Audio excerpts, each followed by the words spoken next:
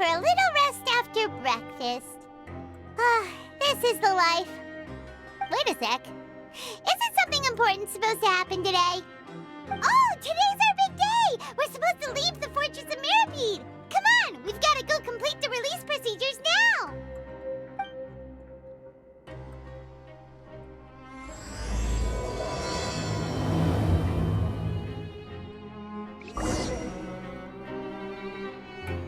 Please, sign here. This document will be effective immediately upon signing, and you two may exit the Fortress of Meripede via the regular channels. It's been so long since we've been to the surface. Let's hurry up and... What's happening?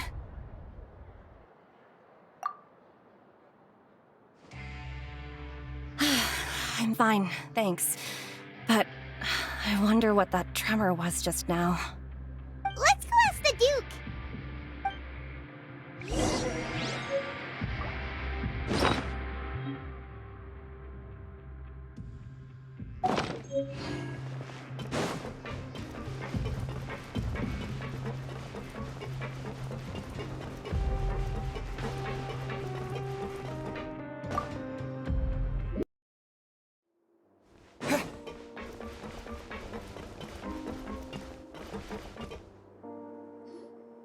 Your Grace?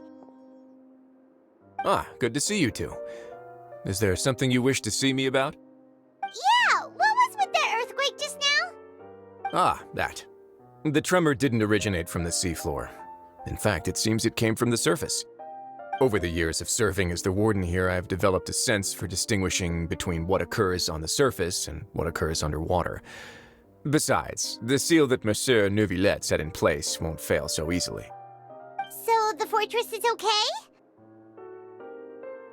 If you recall our last incident, if there really were a problem, there would be crowds of inmates in a panic right now.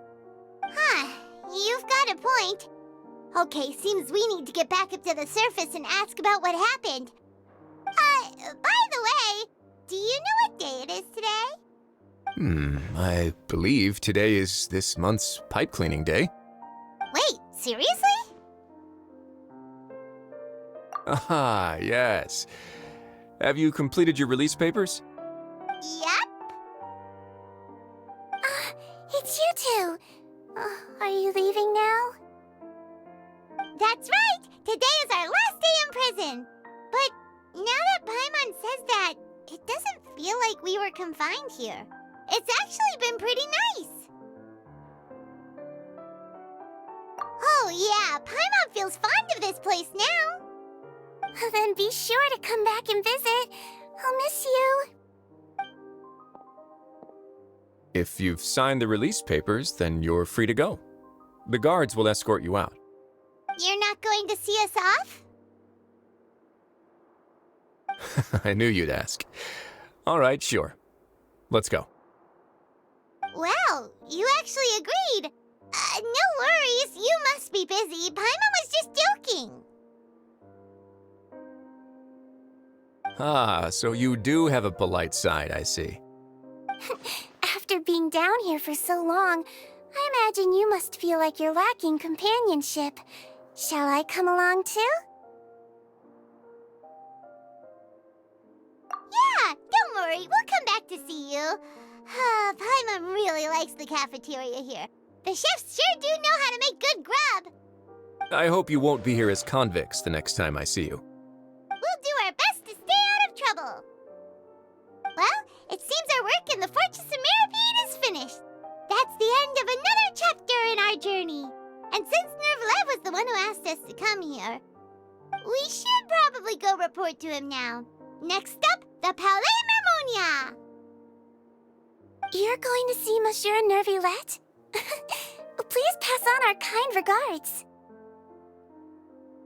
I'm sure just your regards will do, no? I believe it would be the polite thing to do. You're right. I've heard the Palais has been terribly busy these days. Tell him that I hope he hasn't been overwhelmed by the recent string of troubles.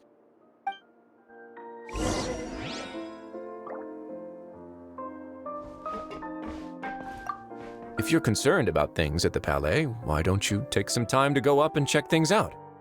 I believe you should still have some vacation time to spend. Thank you for being so understanding. It means a lot. It's been some time since I've gone to the surface. I must say that I've started to miss it a little. The Palais Mermonia sure is buzzing with activity today. Halt! Huh? Oh, it's you two. Apologies. Monsieur Neuvillette did say you'd be welcome at any time. Excuse me, would you mind helping me take a look at this report? I'll be right there. Sorry, I've got my hands full here. You can see yourselves in. Everyone's so busy. Seems a lot has been happening.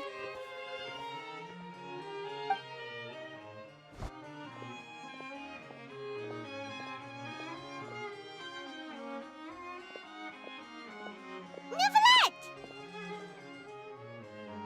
Hello. You've come at the right time, but you'll have to wait for just a moment, as there are some urgent matters I must tend to first. In the meantime, please, have a seat. If you'd like to have something to drink, let the Melusine outside know. That's all right. We just ate. Very well, then. Let's take a break over there while we wait for him to finish his work.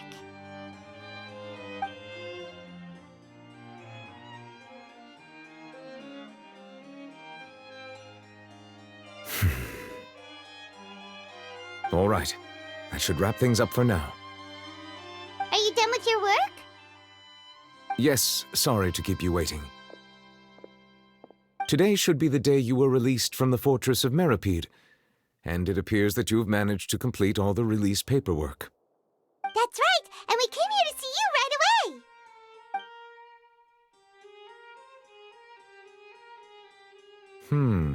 A massive whale. Do you have any idea what that might be? Judging from your description, that cannot have occurred in any ordinary waters, but rather something like the Primordial Sea. A whale of that size and shape cannot usually be found in the waters of Teyvat. Therefore, we can only assume that Child is presently immersed in primordial seawater. Immersed in primordial seawater? But how? Is he okay?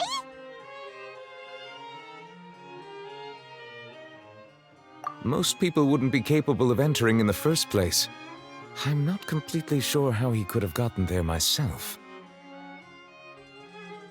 Yes? What is it? Ah, right! Paimon felt it too! We asked the Duke and he said it wasn't from underwater, so we figured you might know something about it. It turns out that I have just received a report about this particular matter. In fact, that's exactly what I was busy with a moment ago. The source of the tremor was here on the surface near Poisson. After the shaking stopped, the water levels in the Poisson area rose at an alarming rate. The water levels rose? Oh no! What about all the people there? Fortunately, the water levels only rose for a short period of time and have already returned to normal now. However, I still have a bad feeling about the whole phenomenon. If the change in water levels is connected with the leaking primordial seawater, then the situation in Poisson may be much worse than it appears. Navia should be in Poisson, right? We need to go check on her! I would also like to go there as soon as possible, but I'm afraid I can't leave just yet. We must immediately formulate disaster prevention plans for the surrounding coastal areas to avoid potential catastrophes. I'll have to ask you two to go to Poisson first. I'll meet you there to check on the situation once I've finished things here. There's no time to lose! Let's get going! Please be careful.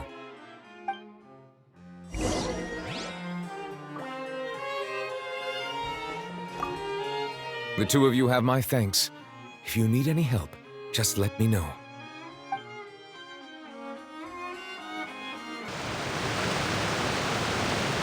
Oh no! What happened here?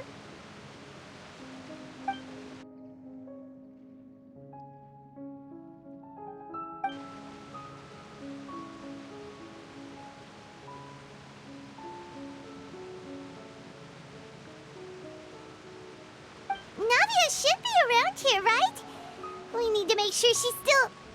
Paimon means we need to check on her.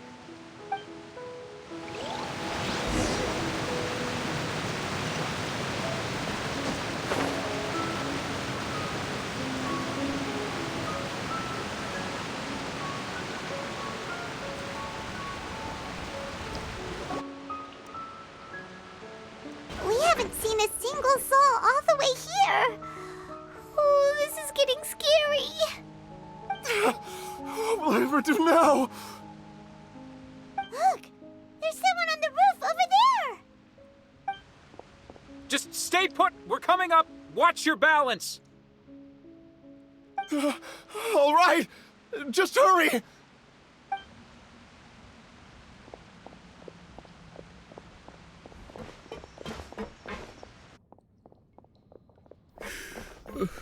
I'm not young anymore. How will I survive on my own? My Desiree! Oh, he looks pretty sad. My leg! My leg! How could this have happened? It hurts! Just hang in there. Help is on the way. You can hold my hand if it makes you feel better.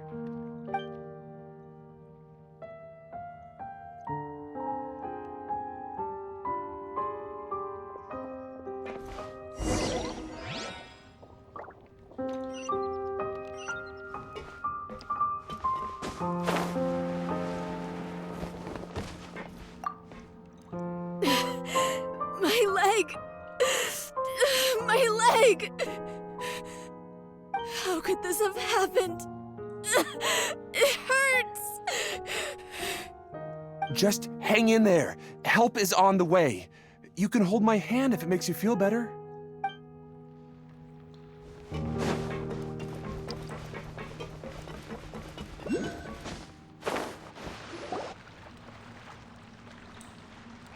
Oh, it's Navia. She's over there. Hey, Navia, are you okay?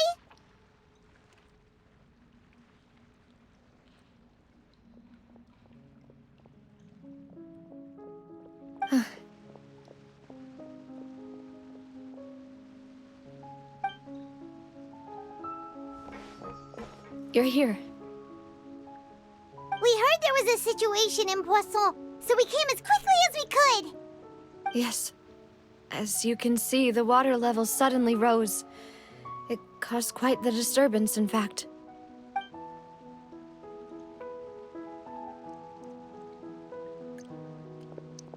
Demoiselle! There was a wounded resident next to a building southeast of here. We've already transported him to safety, but we've run out of medical supplies. He's wounded? How badly? He fell, so it's probably a broken leg. He's pretty shaken up. When the water level rose, he desperately climbed up to the roof. Once the water receded and he saw the ground, he became terrified and eventually... He jumped down then. Find the leader of Squad 1 and tell him to take the wounded resident to see a doctor. He should know where to go. Understood.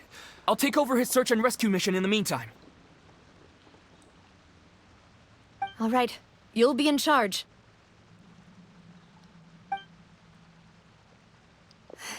I'm sorry.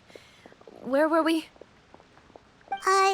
The situation in Poisson? Ah, right. Allow me to explain. A little earlier, we suddenly heard a loud noise. At first, everyone thought that something might have exploded in the waterways. But before we knew it, water started pouring out from everywhere. The rushing water seemed a little odd, almost like the unique color of primordial seawater. Some people didn't realize the danger and thought it was just ordinary water, leaking from somewhere. Everyone on the street who happened to be close to the water didn't have a chance to escape. As the water levels rose, they suddenly disappeared. they were all dissolved. Those who realized what was happening started to flee in a panic, desperately trying to get to higher ground. Many were injured in the stampede, and some people fell from significant heights.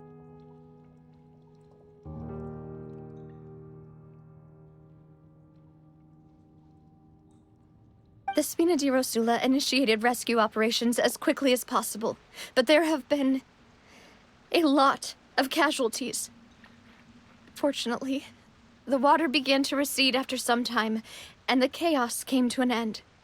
The water that flooded the area contained primordial seawater, so the lower levels of Poisson are still hazardous. To ensure everyone's safety, I've asked the people there to leave as soon as possible.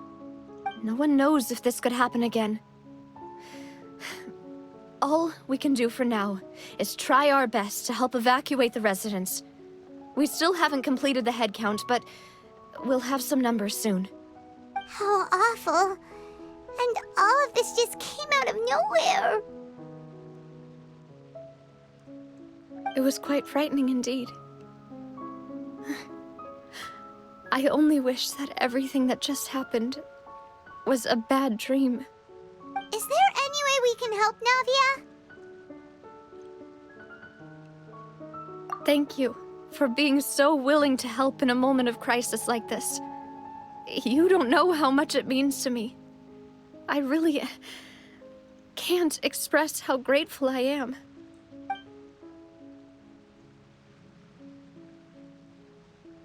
Don't say that, Navia. That's what friends are for.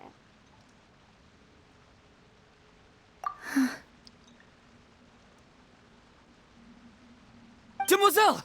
We've got a situation here! I'll be right there. Sorry, I need to go for now. And off she goes. Seems it might be a while before she can take a break.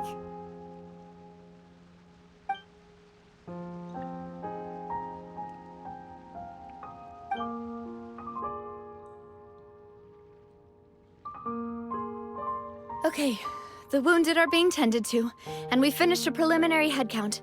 More support has just arrived, so I suppose I finally have a moment to focus on my own matters. Of course, we should remain ready for anything, and continue doing our best to rescue others. I'll be sure to have everyone at the Spina di Rosula ready to render assistance. Traveler, Paimon, would you two accompany me to my father's grave for a moment? Huh? Right now? Thank you.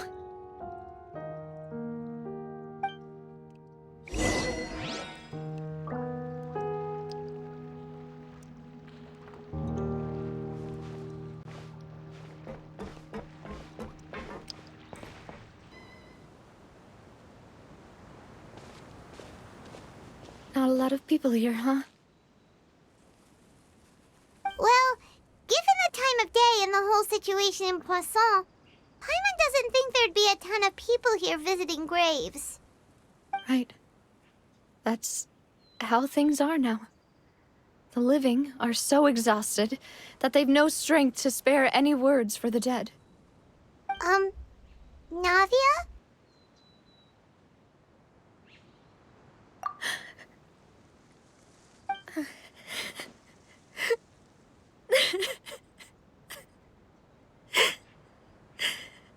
Navia, what's wrong? Sorry.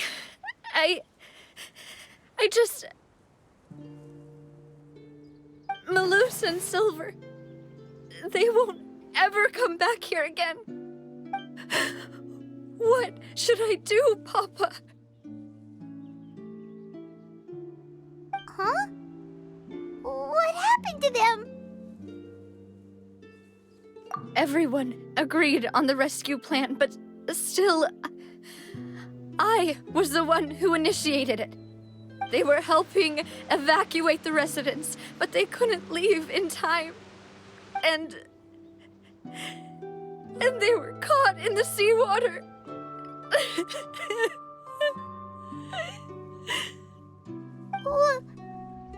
What should we do?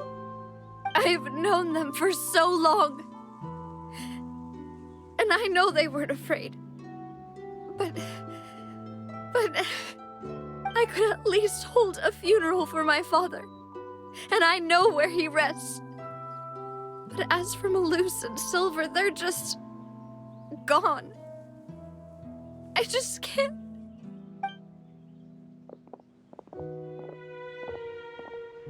Everything looks so clean after it rains. Even the gravestones. I didn't expect that you'd enjoy a glass of red wine in front of Master Callus's grave. I can understand. Besides, the scenery here isn't half bad. See, it's not just me. I always want to bring something when I visit Papa. Perhaps we might even have a picnic. He wouldn't be angry, would he? How could Master ever be upset with you, demoiselle? Yet the cemetery is the home of those who have passed, is it not? Everyone ends up here sooner or later, no matter who you are. Buying yourself a plot in advance, are you? No need yet. But when I do, I hope you'll let me be buried beside Master Callus, demoiselle. Hey, stop joking around. I'm quite serious. That way, it will save us both the trip to see each other whenever you visit your father's grave. That makes sense. In that case, could I be buried on his other side? After all, besides you, demoiselle, the two of us could certainly be considered Master's closest companions, no? Personally, I believe we fill those shoes just fine. Why are you bringing this up all of a sudden? Seriously. All right. I'll remember your requests. But I'd really prefer not to talk about this stuff. And what do you mean by saving me a trip? I'd make the journey even if I had to visit you two somewhere else. I'd promised to let them rest in peace here. But here I am breaking that promise. I'm sorry for letting you see me in a mess like this. I don't usually cry, really. Paimon doesn't know how to help you feel better. But, well, she understands how you feel. I'd always thought I could make my wishes come true. But now that I think about it, that never solely relied on me. Many things can only be accomplished with someone else's help. Melus and Silver have helped me so much. But by contrast, I could do nothing for them. I'm so sorry. You can spend as much time as you need here, Navia. We'll stay with you. Thank you. Right now, you don't know how much that means. By the way, you can have a look at this. It's a list of victims from the incident that took place here. Obena, Khan, Burnett, Giverny, Francine, Karina, Daisy Ray, Joinville, Julianne, Esson, as well as Melus and Silver. So, everyone else is safe. But still... It's okay. I know what you're thinking. And you're right. We lost Melus and Silver. But we were able to save more than we anticipated. The overall outcome indicates that the cost was worth it. Right! Don't think that way, Navia. One person might be saved at the expense of another, sure, but that isn't something we should ever consider a trade. Melus and Silver were not the price for saving anyone. They're heroes. You're right. Thank you, Paimon. What you said just now was pretty amazing, actually. I'll remember your words.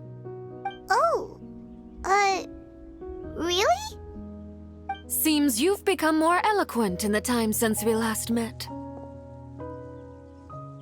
The knave? What are you doing here? Is everything going well on your side? Yes, my people are carrying out the mission according to your request. All the residents of Poisson have been evacuated, and we're preparing to relocate them to higher ground. As for these supplies, we have everything taken care of. There is no need to worry. Thank you very much. Wait, do you two know each other? We just met recently. Right, Miss Navia?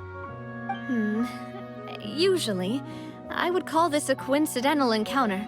But that doesn't quite fit this time. Besides, it never even crossed my mind that a Fatui Harbinger would come looking for me. Thanks to the Knave, Spina di Rosula received generous support from the Fatui, which allowed us to complete the rescue and evacuation work so quickly. Mutual aid is essential to fostering positive developments. We were already in the area, in any case, so it was nothing. That said, I must say that you're a lot sharper than you let on. I'm sure you understand what I mean. I apologize for all the ways in which I tested you previously. We've never worked with a Fatui before, and it's extremely important for us to know who we're working with. My subordinates have reported that Fatui soldiers have been observing water levels and taking head counts in various locations. I hear that they've also prepared a large amount of emergency supplies. I'm quite surprised. This is nothing to brag about, nor do I intend to. It is simply the way of powerful organizations to act forcefully, whether they are doing good or ill. You've witnessed that firsthand, in any case. As I've told this traveler before, I know of the prophecy, and I intend to prevent the impending disaster. Lending your organization a hand was a natural first step in accomplishing that. As such, do not be troubled by this token of our sincerity. Perhaps one day, you'll also be able to help me in the same way. Without your help, there would have been many more casualties. I won't forget your kindness. Furthermore, I sincerely regret what happened to Melus and Silver. I only wish that my people could have arrived a little earlier to prevent this from happening. Don't say that. You and your subordinates did everything you could. As Paimon said, Melus and Silver didn't choose to sacrifice themselves for any specific person. And they weren't the price paid for other salvation. They chose to become heroes themselves. I've never liked hearing people put it that way. It's like trying to relieve pain by saying some noble-sounding words. But right now, there's nothing more suitable. They really did become heroes. You're right. I'm sorry for your loss, Miss Navia.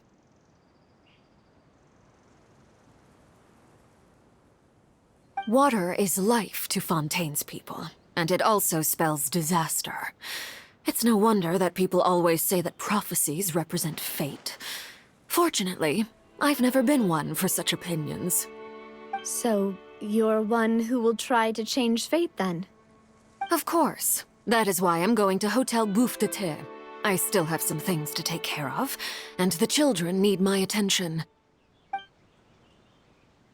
By the way, Traveler, Paimon, one more thing. All right, then we'll just... Huh? This isn't right. Paimon thought you would ask us to walk with you for a moment so you could tell us something in private. That is a clever and useful conversation technique, which I do like to use when necessary. But there's no need today. It would not hurt to have Miss Navia listening in. Traveler, I'm sure you remember that I said we could work together when we had the chance.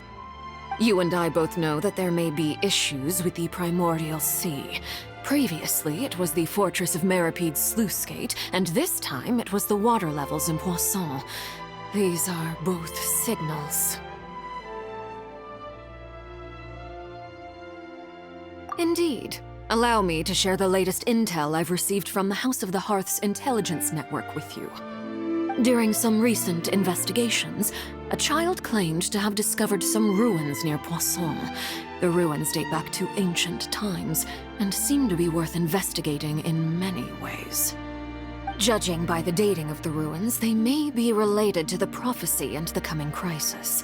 The situation is becoming more urgent, so any pertinent information will prove extremely precious. My people initially came to prepare for ruin exploration. Unexpectedly, this disaster struck, and at present, we're all busy prioritizing the rescue effort. So that's why the Fatui were already in Poisson. I wanted to take the children along, but unfortunately, Linny, Lynette, and Fremine have all been dispatched to higher ground to assist affected residents. Linny told me that outside of the house, the person they trust most is you. Which is why I want to give you this task. The House of the Hearth's members see each other as family, but Linny, Lynette, and Fremine said that they also see you as such, even though you are not from the house. I'm sure you already understand how earnest they consider their friendship with you to be. Oh, that somehow makes Paimon feel kinda happy. The intel I just shared about the ruins could fetch a high price. But since the children consider you family, it's only natural that I freely share it with you. Got it! So all we gotta do is go to some ruins, right? We can handle that. Excuse me, but may I tag along? You wish to join, Miss Navia? But are you sure you're up to exploring some ruins? You need to rest. Well, I'm sad, yes. But I can't just go back and plop myself into a chair by the roadside and do nothing. There's no point in being depressed while we still have a disaster on our hands. As my father's successor, I must live up to the hopes he had in me. Besides, I'm also doing this for myself. I need something, a distraction, to keep my mind off Melus and Silver.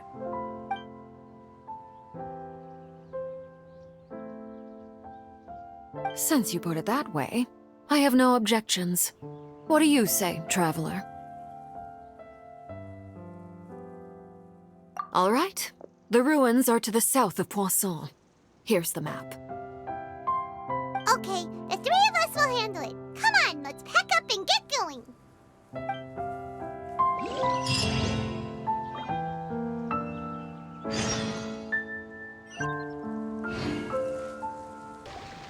So, are these the ruins the knave was talking about? Whoa, talk about old. They seem to be pretty ancient, all right. Let's go in and have a look. Just be careful.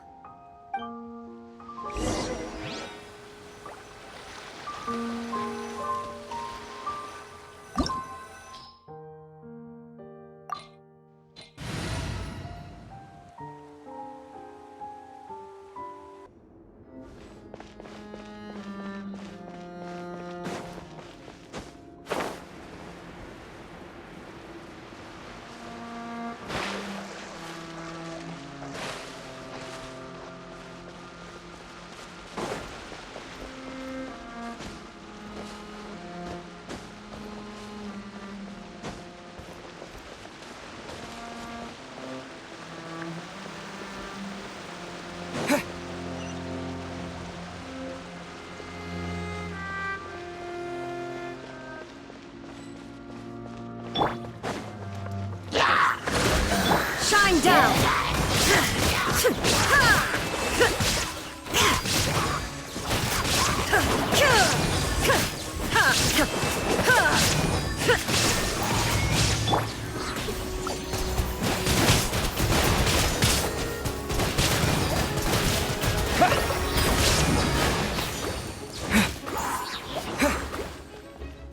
Wipe out!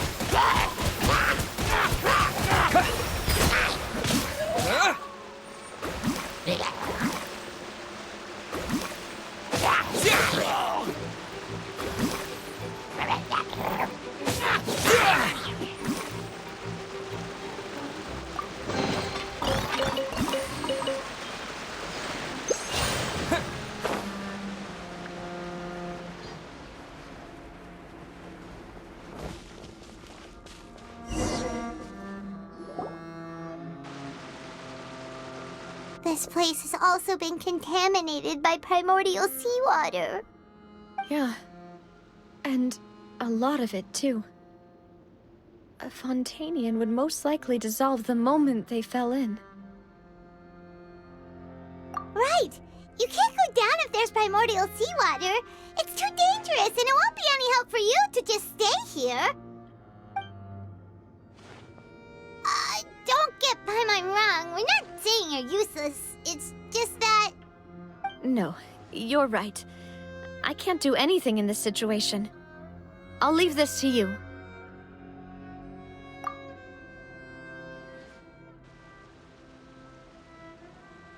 That complicates things. Maybe the only way left is forward. In that case, do you want to wait for us here? The water levels here are unstable, and there's a chance the water will rise. So, staying here wouldn't be safe either. I'll go together with you. Perhaps we'll find the exit just up ahead. All right. Come with us for now then, but please be careful.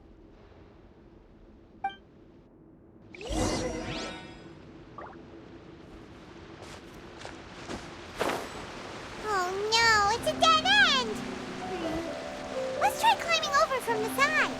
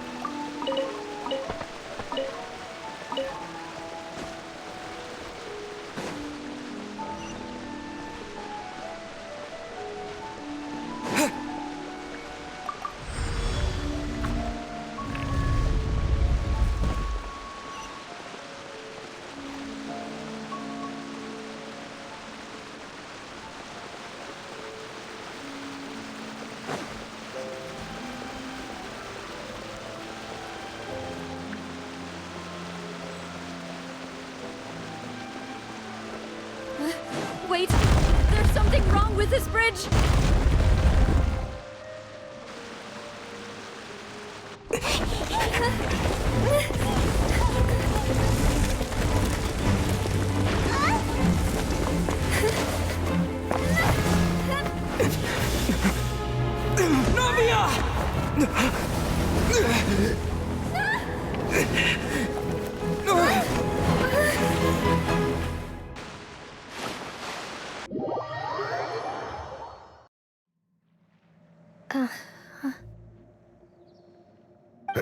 Demoiselle?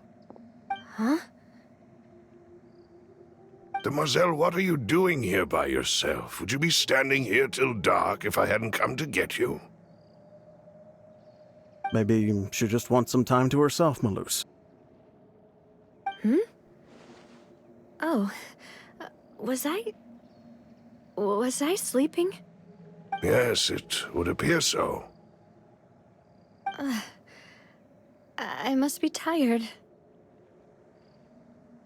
That's quite possible. However, you were the one that suggested we go out for a walk. Oh, right. I nearly forgot.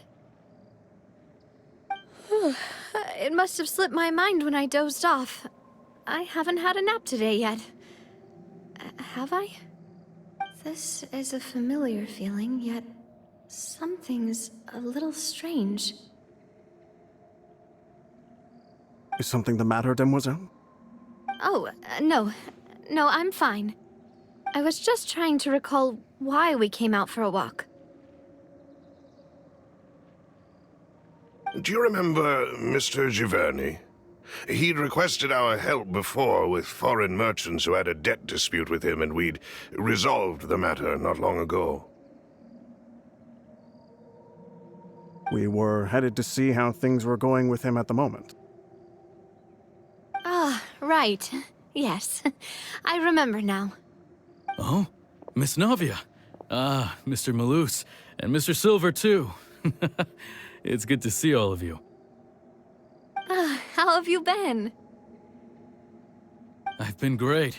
Thanks to your help, those bothersome merchants finally realized that I wasn't the one they were looking for. Why, I wasn't even the guarantor for that person. They were knocking at my door day and night. Even my neighbor, Obina, was getting fed up with them. Sometimes force is required to calm someone down and get them to listen to what you have to say. That's right. Oh, by the way, Burnett, what was it that you wanted to give to Miss Navia again? Oh, yes. One moment, I have it right here. Miss Navia, these are some flower seeds that I prepared. Please take them. They're a very good variety, and they'll become very big and beautiful once they bloom.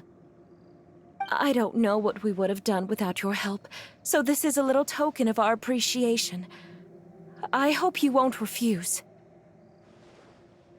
Ah, did you cultivate them yourself? Thank you so much. I'll certainly take them. Melus, we do still have some empty flower pots at home, right? Why, we can have as many pots as you'd like, demoiselle. Perfect. In that case, we'll swap out some of the decorative plants for some of Mrs. Burnett's flowers. Very well. Wait. Something seems to be off here. Excuse me, madam. If I'm not mistaken, your name is Burnett, correct? That's right. Is something wrong? No, it's nothing. This is the first time we've ever met, but your name seemed familiar to me. I must have heard it when I was discussing things with your husband previously. I've heard this name before. Sometime recently, I'm sure of it. And why are there so few people around here? Where did everyone go? We must mind the time, demoiselle. We still have important things to attend to today. Huh? We do? Like what? Well, now, did you forget? Miss Navia, here you are. I've been looking for you. Please, come to the Opera House. Your trial is about to begin. My trial? Wait, why would I need to go to the Opera House? Yes, she's right, demoiselle. It's just about time now, so we should get going. Oh? All right then.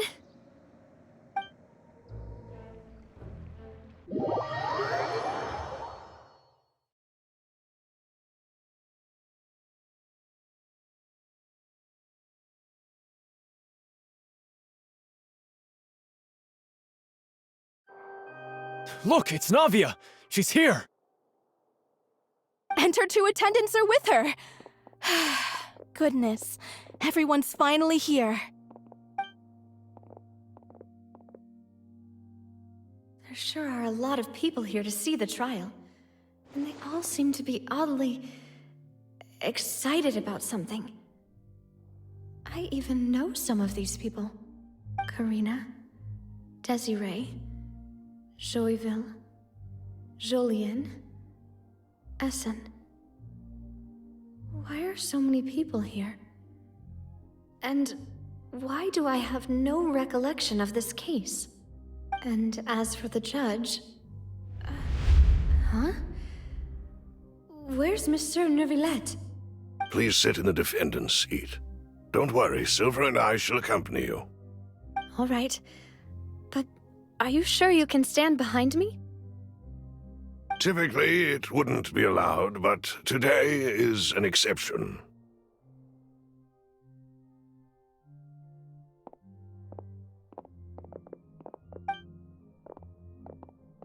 Hey, what kind of place do they think this is? Come on, do they have any idea what they're doing? Seriously. Enough with the whispering! Could someone please tell me where Monsieur Neuvillette is, and why I'm standing trial? My dear Miss Navia, have you not yet realized what you've done? In that case, allow me to explain. As all here know, you are Master Callus's successor, the head of the Spina di Rasula, someone held in high regard by every soul in Poisson. After you took over the Spina, you treated all of us just like the late Master Callus had. If anyone in need reached out to you for help, you responded. Not only you, but your butler, your subordinates, nearly everyone in the Spina di Rasula fought for the well-being of those in Poisson. Wait a moment. Aren't you just proving that I'm a good person? Yes, correct. Absolutely right. And that is why you stand accused. You have helped so many people get through so many difficulties. You are one with us. We are inseparable. We are one big family, all of us who are from Poisson, inextricably linked. And with you being so important, we couldn't possibly do without you. Therefore, this fair and honorable court shall declare you guilty, and you shall stay here. You will be together with us forever. Huh? What are you saying? Everything you have said is correct. I have indeed done a lot for my hometown, and I would be willing to be with you all, but what is the purpose of having me stand here like this? What is there to discuss? Ah, well, if that's what you think, then I have no further comments. How wonderful, Miss Navia!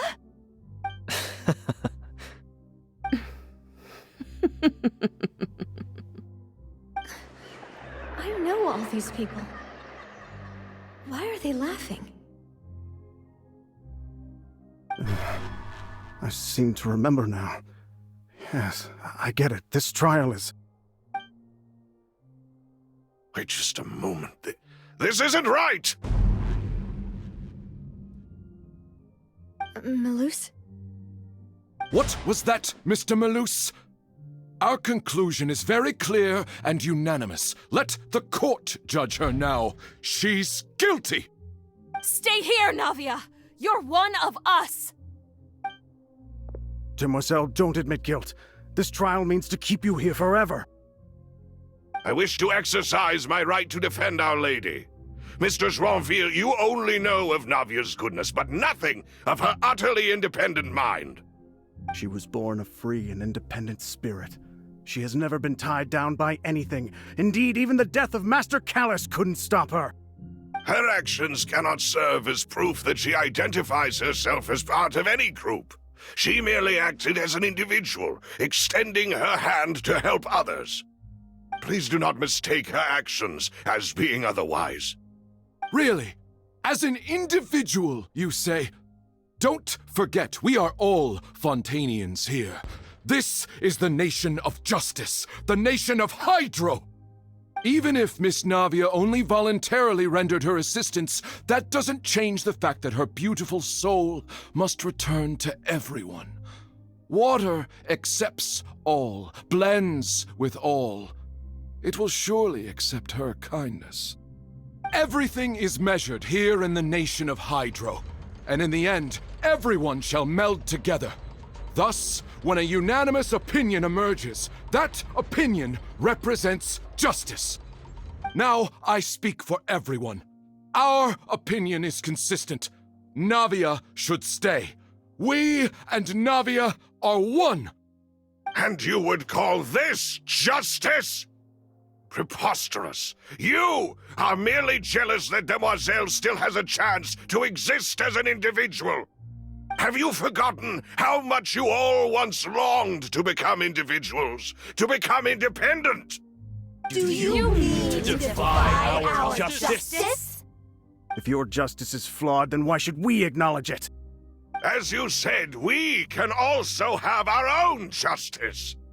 Silver and I shall defend Demoiselle. And that is how we will enforce justice. Ugh, my head... It hurts. Demoiselle. Silver, it hurts. My head is spinning. All I can see is stars swirling in front of me.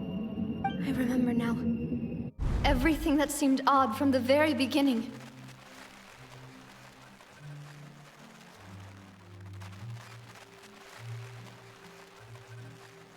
Karina, Desiree, Joyville, Jolien, Essen, and Mr. Giverny and Mrs. Burnett, who we met earlier. Even Melus and Silver. I don't want to admit it, but they're all dead. Don't be afraid, and don't admit guilt. We will protect you to the very end. Absurd! Who are you to say that she cannot be judged? We are the majority, and in the nation of trials, the majority is absolute justice. We are the will of all. Don't let them escape! We shall keep Navia here with us! Mr. Melus and Mr. Silver, must you be so stubborn? How could the two of you possibly hope to stand against the collective? Do not resist. This judgment is fair and just. Navia belongs to us. After all that happened, she should not be left alone in Poisson. What are you saying? No more excuses! He says we're jealous. Jealous? How could she possibly be an independent individual? What's with these people? Who's jealous of her? She belongs to us! Miss Navia, she... Silence! That's...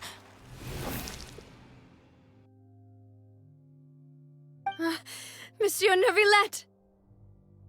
Such commotion is prohibited in the court.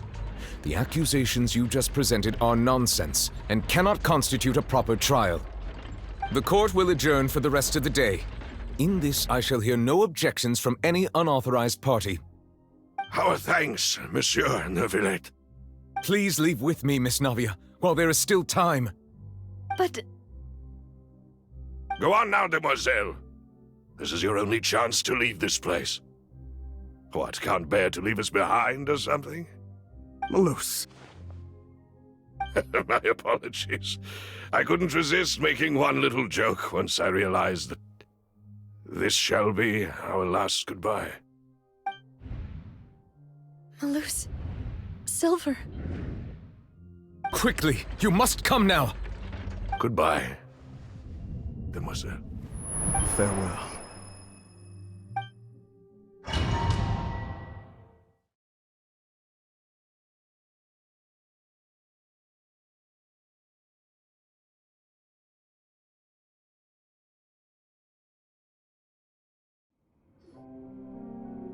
No, wait! Just a second! Navia? You're awake. Good. I must have been dreaming. Melus and Silver were still alive, and they were defending me at some insane trial. It looks like you're all right. Did all the sad feelings cause you to have a nightmare? Paimon could give you a hug. The ruins you were exploring suffered a cave-in. When I arrived, I found you falling toward the water. You were just about to be dissolved within, but I...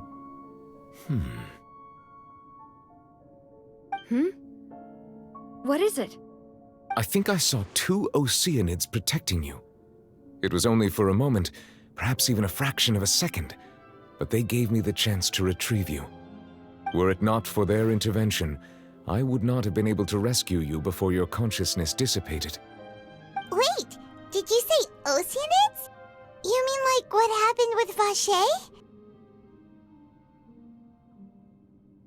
Perhaps those 2 Oceanids were the people you saw in your dream.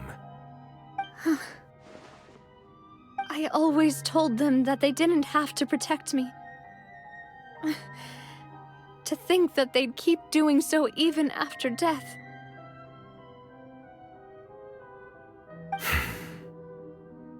Please come with me.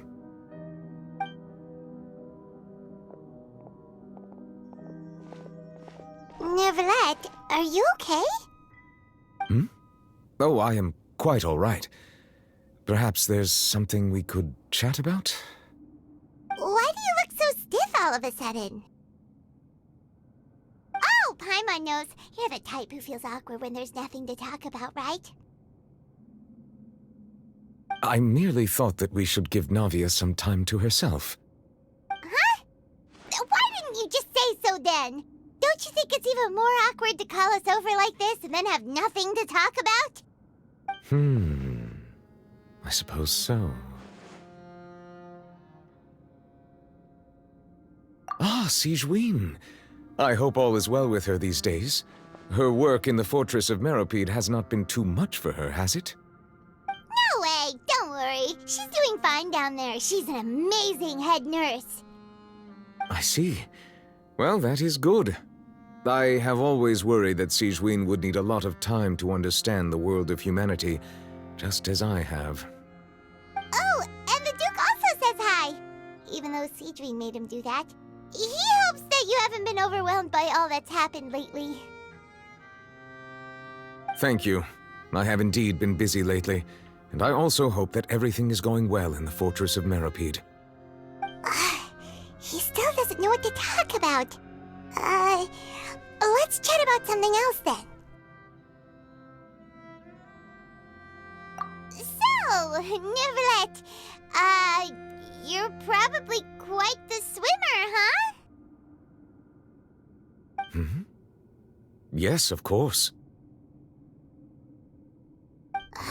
This isn't going anywhere. Let's try something else. How did you find these ruins? Did the knave tell you? Yes, in fact. I had arranged to meet you in Poisson, but when I arrived, I discovered that the Fatui were helping the residents evacuate. They had even transported a large quantity of supplies to the area. Amid my astonishment, I ran into the knave, and we had a chat. She informed me that she had asked you to investigate the ancient ruins here. Yeah, we originally planned to meet up with you, but we thought you might still be busy with all those official documents. We didn't think exploring the ruins would take very long, and who would have thought you'd wrap things up so quickly?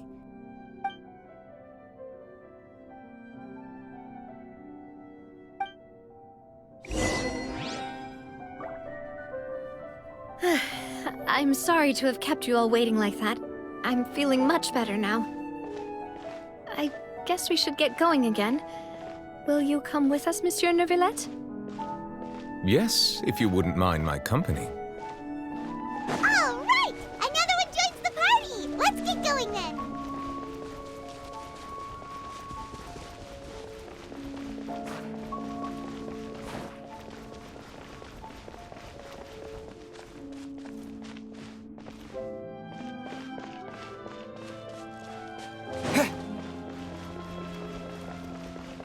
Oh no! Another unstable path! Watch your step!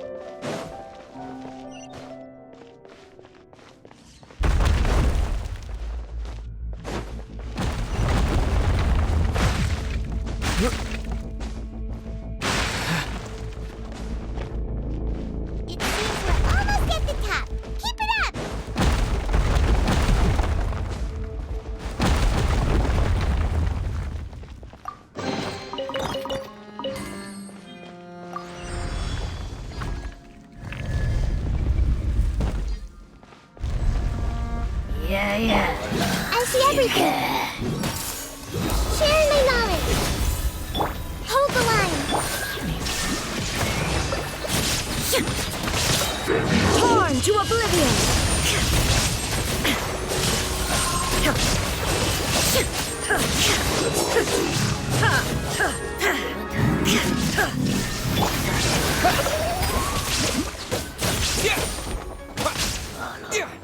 Dada Kundala.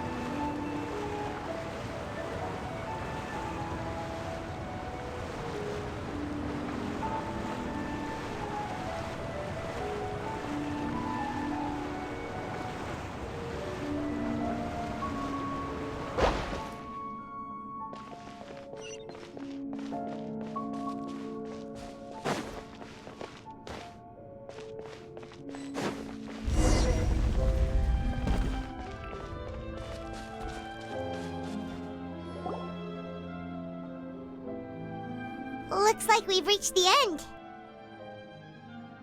This is the place? There should not be any other hidden spaces in the vicinity. The path sure had some twists and turns, but it turns out that this place isn't actually that big.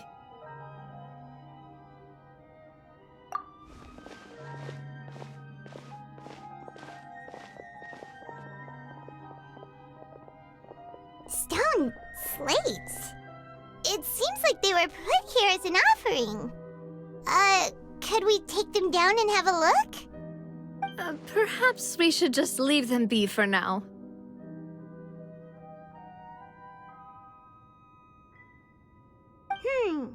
There are 4 locations in total, but only 3 stone slates. The slate that should be in the first empty spot is missing.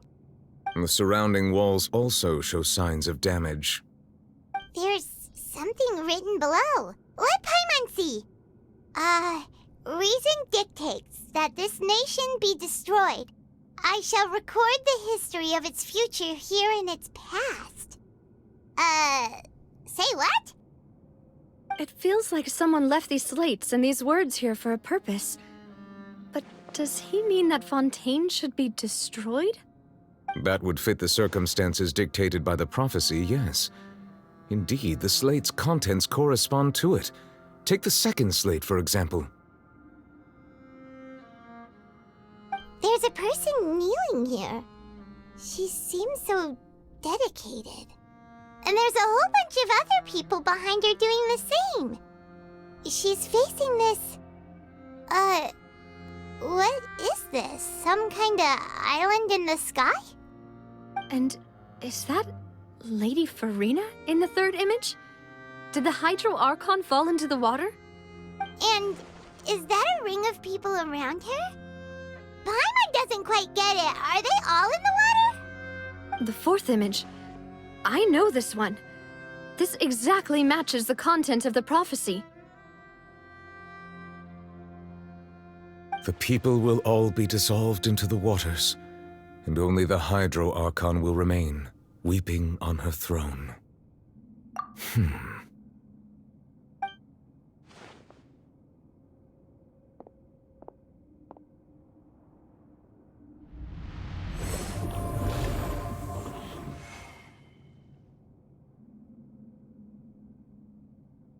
More information should be hidden in these slates, but I fear I cannot easily uncover it, most likely due to us missing the first slate. I am very sorry. Don't blame yourself, Monsieur Neuvillette. Deciphering ancient stone slates isn't one of your duties. Ooh, Paimon's getting the chills just looking at these slates. This says that it's the history of the future, right?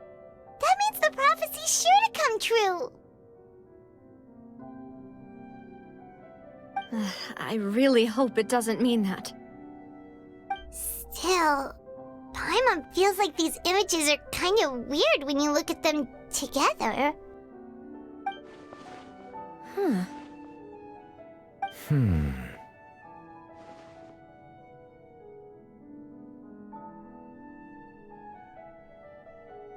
That's right! If the images are in chronological order, shouldn't the fourth, the waters drowning Fontaine, come before the third, where the Hydro Archon herself falls into the water? And yet the order is reversed here.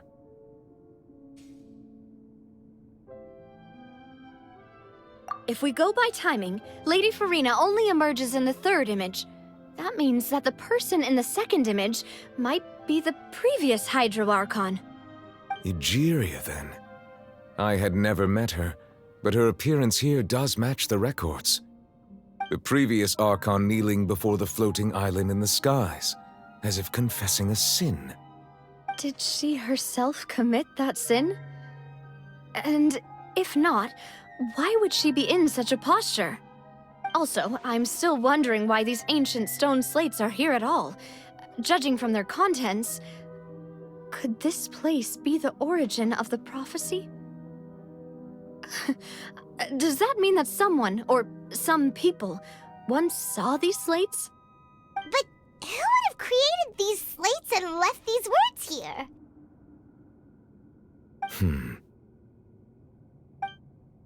It seems that any further clues will have to come from Furina. In that case, there's no time to lose. There's nothing else to be gained here, so let's head back first. Yeah, we better get somewhere safe for now.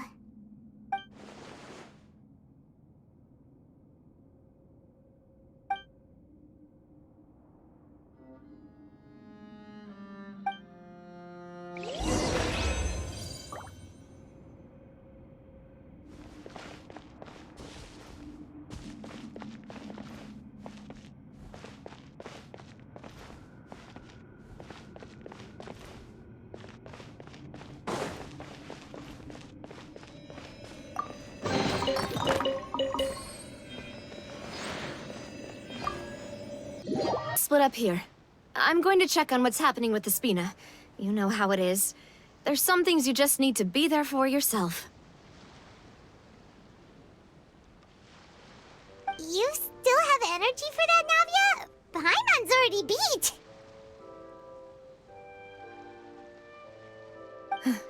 Just head back to the Fleuve Cendre and have a rest then.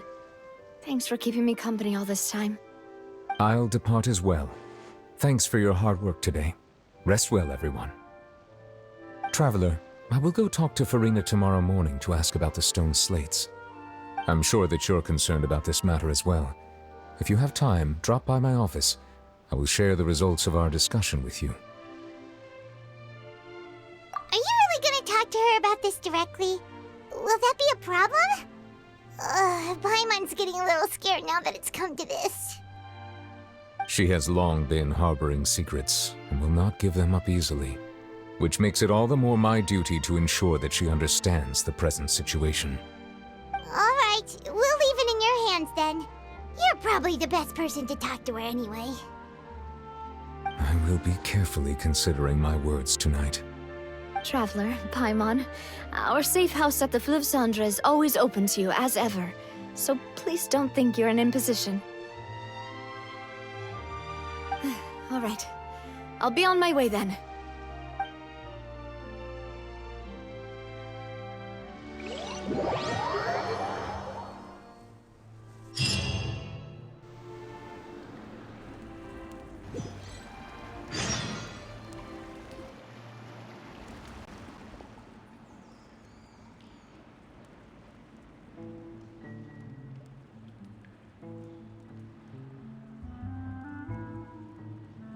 Welcome back.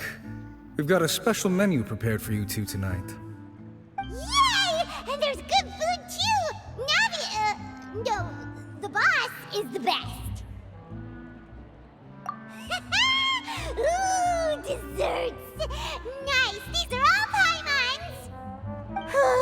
Paimon's already starting to forget what happened today. Oh, that voice. Is that who I think it is? Huh? it's you two. What are you doing in Fontaine?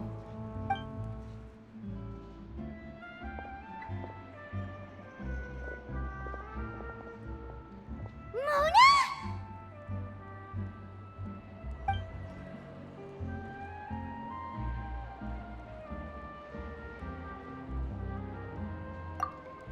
Seriously, nobody just uses a scry glass whenever they've got time to just see who they'll meet on the road.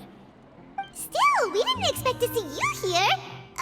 Wait, you're not a Fontanian, are you, Mona? Well, I have some business to attend to here, so I booked a hotel in the city. I was just out for a stroll when I bumped into you. Quite unexpectedly, if I might add. Why did you think I was from Fontaine, though? Is that because Magistus doesn't sound much like a Mondstadt surname? Yeah, let's go with that. Well, I used to have my own surname, which was, well, some other thing. Either way, the old hag told me when she took me as her disciple that the first step to being a great astrologist's pupil was to change that name. There was nothing for it, really. She really is amazing at astrology, so I changed my name to what it is now according to her wishes. To my surprise, however, Magistus is not the name of some ancient house or clan. It isn't? Nope. Although it is used by us in place of surnames, it generally just means great. Wow! Imagine including a boast in your name. Wait, are you gonna have to put that into your genealogy as well? I reckon so. In any case, I'd give my disciple a name like this as well, if I were to take one.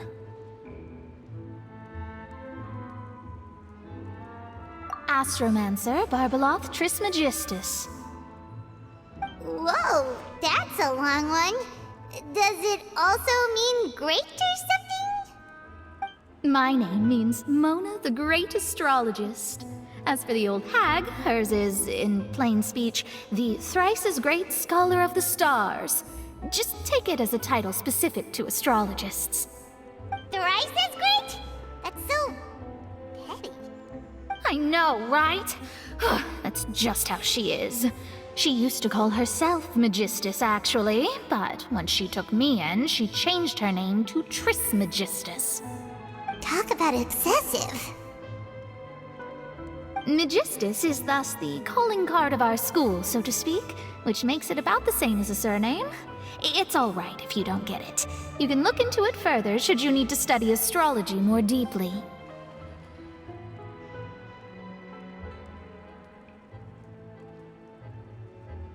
That sounds terrible! But anyway, you're not Fontanian, are you, Mona? You're from Mondstadt, right? Well, I was born in Mondstadt, yes. My parents migrated to Dorman Port, and I traveled with the old hag for a while, after which I settled down in Mondstadt City. Oh, that's a good thing then. At least we know you won't be dissolved by Fontaine's waters. Speaking of that, I'm sure you're aware that a bunch of things have happened here in Fontaine, right? I know you're not a local, but I'd avoid getting too close to any water that looks strange all the same. There's something ominous about it. Well, the water, I mean.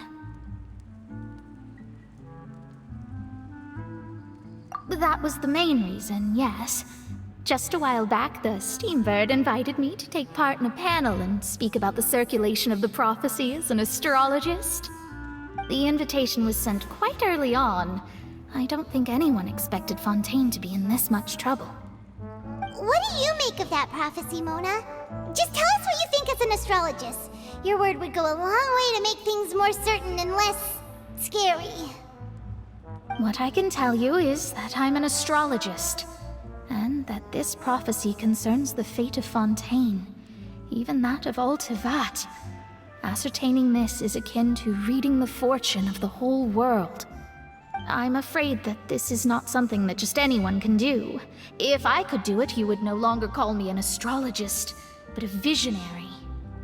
But on the flip side, the prophecy is so huge and powerful that it must surely come from a powerful visionary.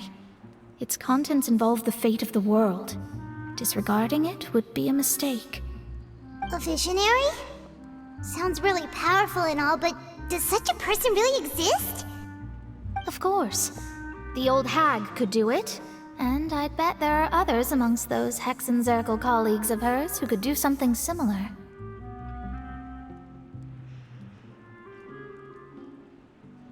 Huh? Are you sure? All right, I'll help you. It isn't often that I see you with such a serious look on your face. I'll tell you once I hear back from her. Thanks, Mona! You're amazing as always! Oh, well, this is something only I can do after all. So yes, your praises are quite welcome. That's the greatest of astrologists for you! Of all the people we know, you know the star's the best! Indeed, indeed. That's the spirit. Oh, sorry. I came to see what all the commotion was about. If there's anything you need, do not hesitate to inform the Spina di Rosula. Oh, whoops. Guess we were getting a little too carried away there. Well, I'll go tend to my own business now. If I receive any news, I'll be sure to come find you two again. And there she goes, quick as rushing water. And here we are with the Spina guy giving us suspicious looks. Right, but we were able to recruit Mona's help, didn't we? Our Fontanian friends will thank us someday.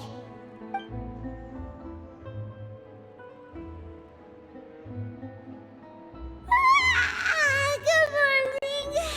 To be honest, I'm still feeling kind of sleepy. But it's time to get up, Traveler. We agreed to go see Neuvillette, so let's pack it up and get going.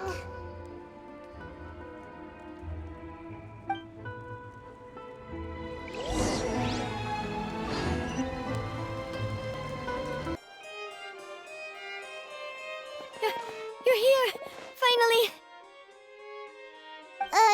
Is something wrong? Monsieur Neuvillette and Lady Furina, they seem to have gotten into a dispute. Please go see for yourself.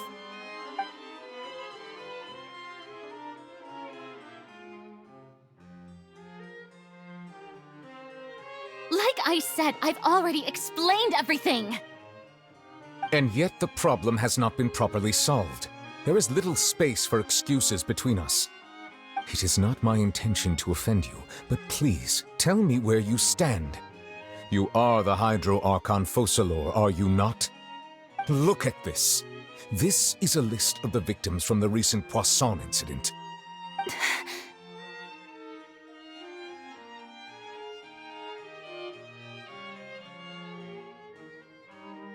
You mean... they're all... We did not arrive in time to avert this disaster, and I will not have it happen again. I will say this once more. You must tell me everything you know. Yesterday, I found 3 stone slates in some ancient ruins near Poisson. Do you know anything about those? Seriously? You're questioning me like this is a court case now. I don't know anything about that. But you found them in some ancient ruins, you say? That's correct, which is why I came to ask you some questions. There should have been 4 slates, but one of them was missing. The other 3 feature different images that seem to correlate to the prophecy.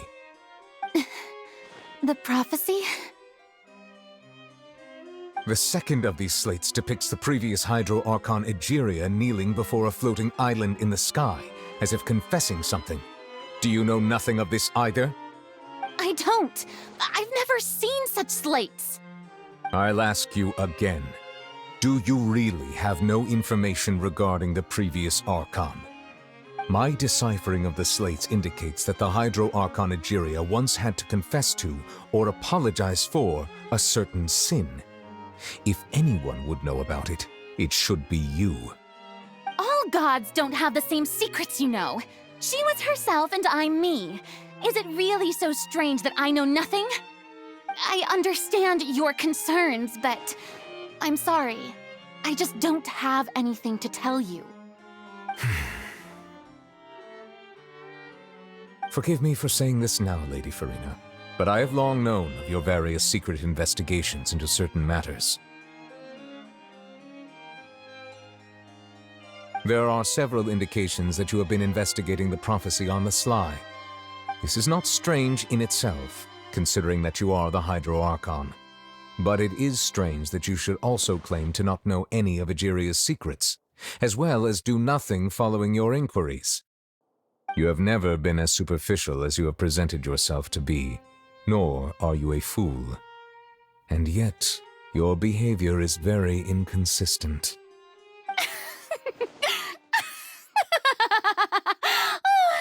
So you've been watching me all this time, have you? I didn't think you were that type. You... Well, since you know about my secret investigations, then you should know I'm actually working to take care of it. There's no point questioning or suspecting me. You're the Eudix, but you're still my subordinate. You should be following my lead. Just trust in me, your Archon, and do as I say. Never mind whether you can truly convince yourself to or not. It'll all turn out fine. That's all I have to say. We do not discuss this matter again.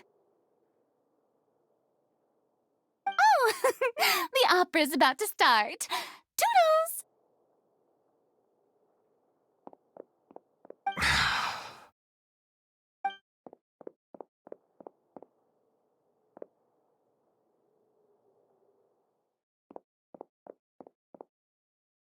Did Furina not notice us standing by the door? Wonder what's up with her. She was smiling. She didn't seem in the mood to care if we were listening in or not. I assume you've been outside for a while now? Oh, you noticed. Seems Furina didn't even realize we were here. She was in a great panic, though I cannot discern the reason. Our discussion reached impasses time and again, a state of affairs that we cannot allow to continue. Still, I do not understand. Dialogue is the basis for understanding, so why did she keep refusing to engage?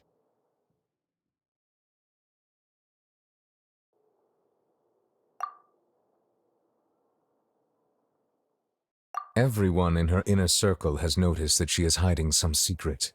The issue is her attitude. I fear that she will not reveal anything unless absolutely forced to. We may have to create a situation in which she will have no choice but to speak. Oh? Like what? Normally, people will only reveal the truth when standing trial. Perhaps we must have the Hydro Archon experience just such a scenario. But Furina's seen so many trials, and she's really good at dodging questions. How do we make sure that she won't just slip away at the first chance she gets? We will need to consider this thoroughly, join forces with various parties, and then do what we can. If at all possible, I would prefer to recuse myself from this affair, but we must prevent the prophecy from coming to pass. This may be cruel to her, but all Fontaine is in crisis. The information a god possesses is too precious, and so we must take a chance on this. But who will lend us their aid to do such a thing?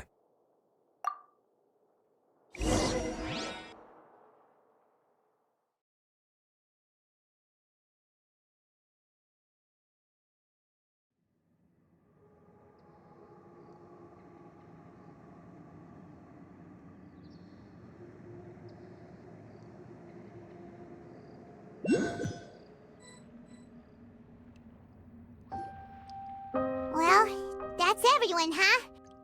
Speaking of which, it was pretty smart of you to think of hiding here. Poisson was just involved in a disaster, so it's presently devoid of people. That naturally makes it the best choice. And here you are drinking tea like it's the most natural thing in the world, huh? That's what families should do.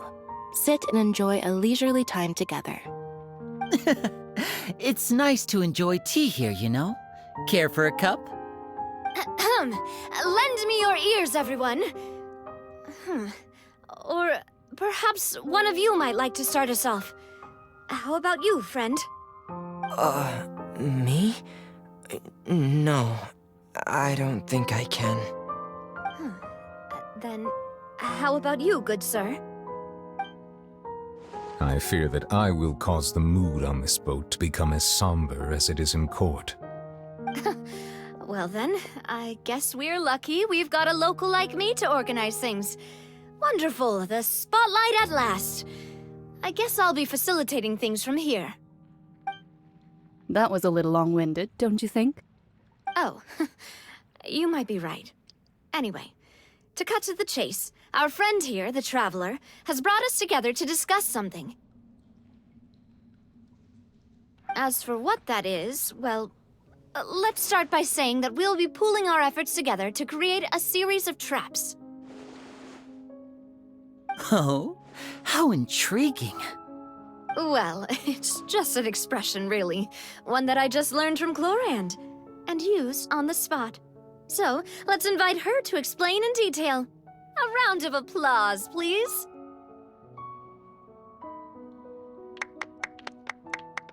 Huh? Didn't you say that you would be facilitating this? Oh, come now. Your work doesn't involve much public speaking, right? This is a good chance to practice. You might even pick up some fancy oratory tricks to impress your boss with in the future. I see. And what does my boss say? He is glad that you consider him your boss. Do go on.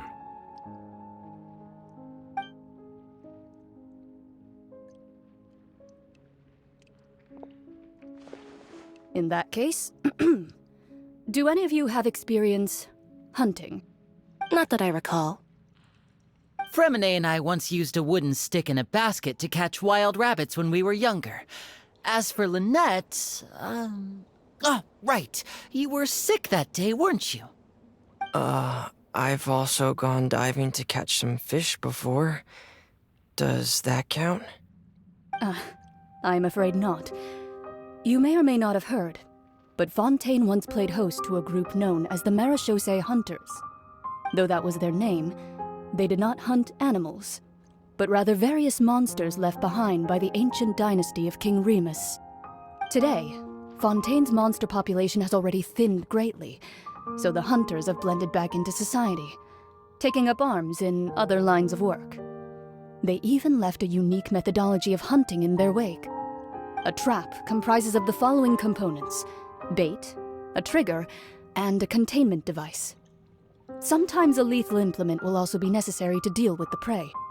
So, if we were to build a trap together, right now, what would you choose to build it with? For me, I would prefer something basket-shaped. Pigeons and rabbits will see the bait and naturally enter the snare.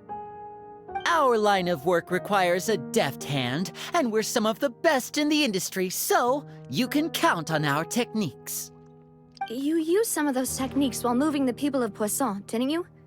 My subordinates mentioned that you even performed some magic for the bawling children. Yes, and I even managed to gather some intelligence in the meantime. I'm quite the multitasker if I do say so myself.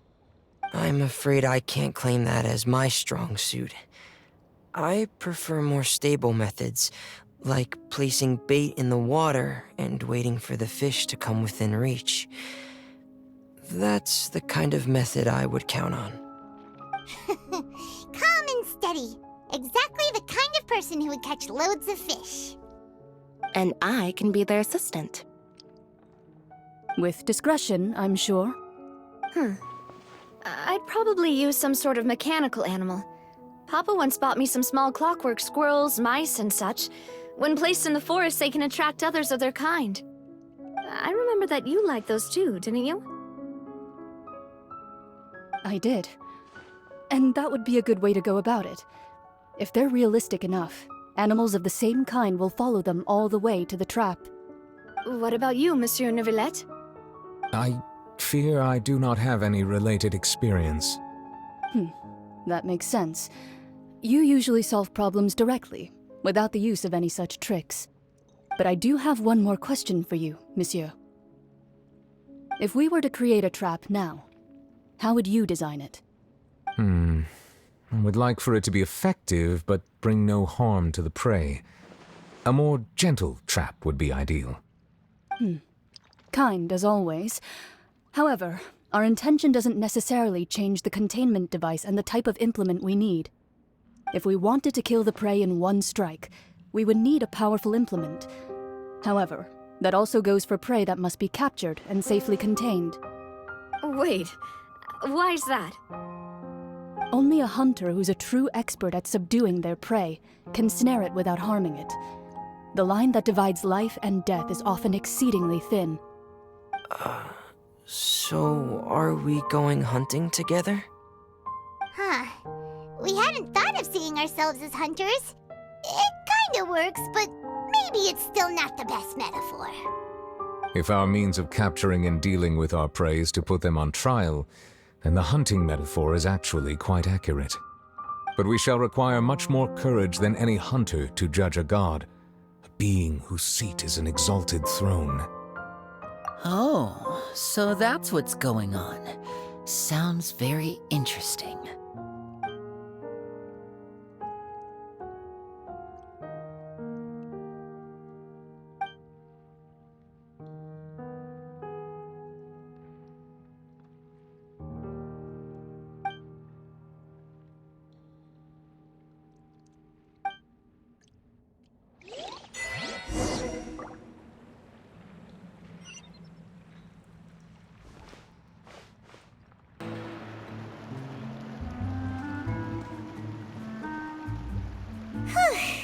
It's been a tough few days, hasn't it? So much has been happening. Paimon didn't think the meetings would go on for so long, but everyone seemed pretty fired up, huh? Paimon thought they'd be at least a little frightened. Well, Fremine was, now that Paimon thinks about it, but everyone else just looked a little surprised. Well... It's hard to say. Paimon doesn't have any experience with this sort of thing. But with you around, Paimon sure will do great. After all, you're the most reliable person in the world, aren't you? Huh?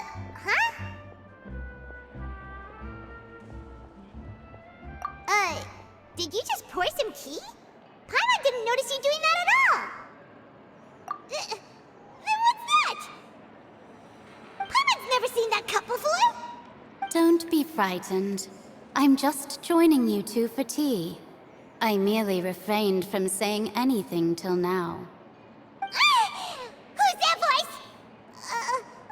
But there's no one here. Aw, have you forgotten me already? Wait, you are familiar. You're the voice we heard from the sky in Sumeru. The voice from the sky, I fear that description is wrong. Though, not completely wrong. You're feeling lost now, just as you were feeling previously. I sensed that confusion and thus came to you. Guiding people is an irresistible hobby of mine, after all. Consider me a passerby, just accepting a commission from my friend's disciple on a whim.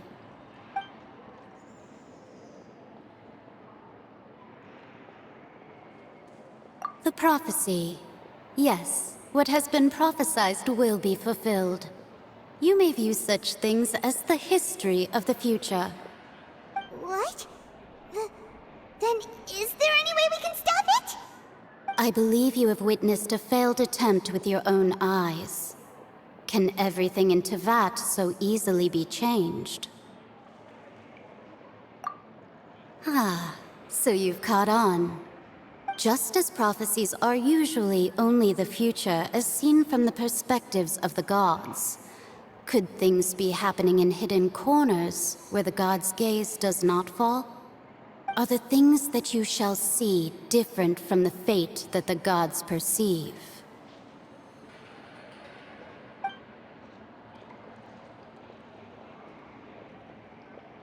What is she talking about? It all sounds really impressive and important and stuff, but It also sounds kinda scary.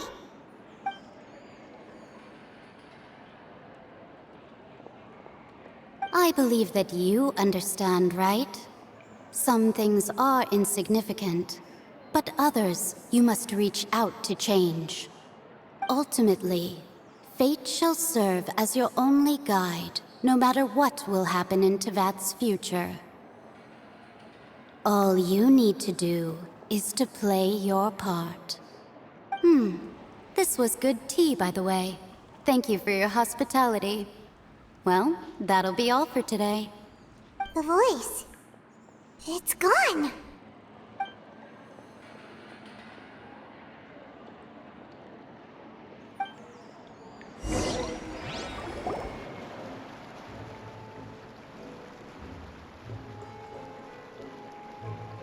What? I want to hear someone talking. Alright, coming! Hey, it's you who's getting lazy, okay? Well, I see I've walked in on some lively banter. Luna! Fine, just fine. I went to take part in that Steambird panel. It turned out to be more interesting than I expected. Not all Fontanians are pessimistic about this. One journalist mentioned that sitting around and waiting for the end to come would be wrong, and that they should make their own rescue preparations. I agreed, so we had a brief chat with her. Did she have pink hair by any chance? Why, yes! It was Charlotte. You remember her, right? That daredevil journalist? I'm in full support of her view. Prophecies are very important, but how can people allow their lives to be commandeered by just a few words? That's right! Paimon's glad to hear something sensible for once. Ah, yes. About what we had discussed before. I did try, but I'm afraid I couldn't reach the old hag. I'll try again tonight, but I wouldn't get your hopes up. Huh?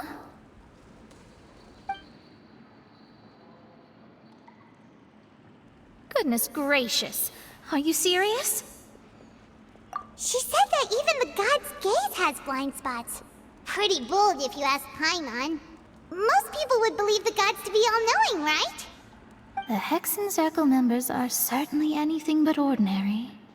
As for the mage named N, the old hag has mentioned her a few times. She said that N's sense of direction is incredible, and that she loves guiding those who are lost. But I've never met her, and if she were still alive, she'd be... well, suffice it to say that the hag's at least a few hundred now, and N's been around for longer than that. Whoa. The Hexen Circle sounds like a scary group. But they must really stay in shape to live so long. Their abilities alone are pretty terrifying. If she came to see you personally, then the problem you're facing must truly be of great importance. Well, it's not like Paimon could understand anything she said. Yes, she was quite cryptic, but I suspect she means that there is still a way to turn things around. She didn't say when or what that would be, though, so... perhaps it is something that you cannot know right now.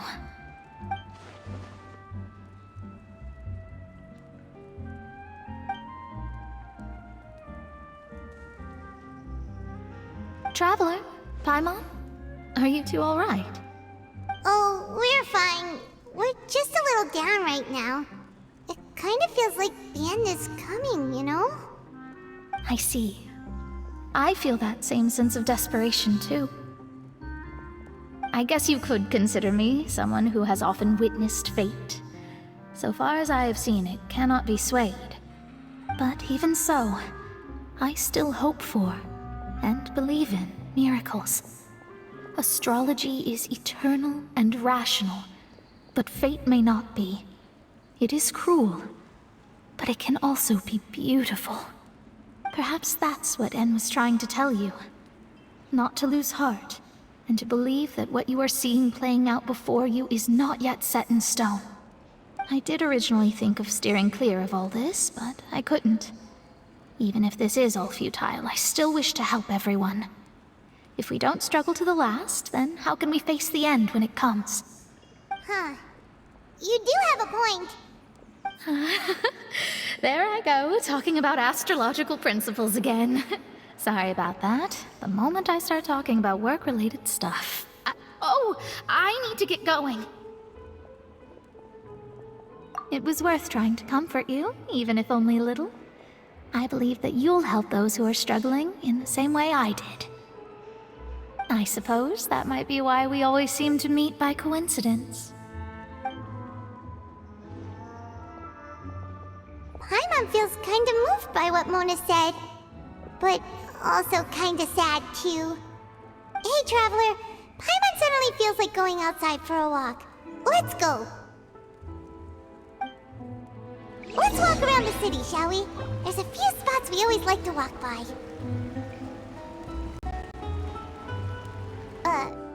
Huh? Our names are written in this newspaper. What's going on? Let Paimon see!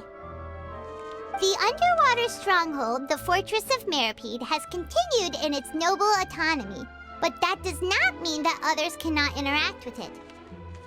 My recent attempts to enter the fortress bore little fruit. Huh. Guess Charlotte still hasn't given up on that. Thus, did an Outlander friend become the focus of this report? A blonde adventurer with their white fairy, legends trailing in their wake. It is said that this mysterious traveler once visited the underwater fortress. So while the fortress's interior remains a mystery behind closed doors, do not fear, for the tales of the traveler contain surprises in spades. Journalist Charlotte's biggest scoop yet, the Traveler's Trail, World Walker. Huh. Charlotte took so many awesome photos of us and we never even noticed her. She hasn't been able to get a hold of anything at the fortress, so since we're easier to find, she's using us as the subject matter instead?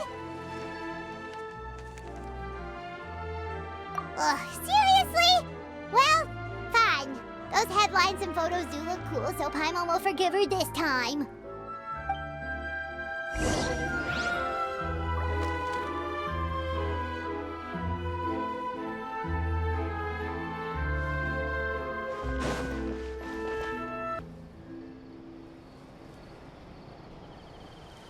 We're here! Paimon's hungry. Should we go in and get something to eat?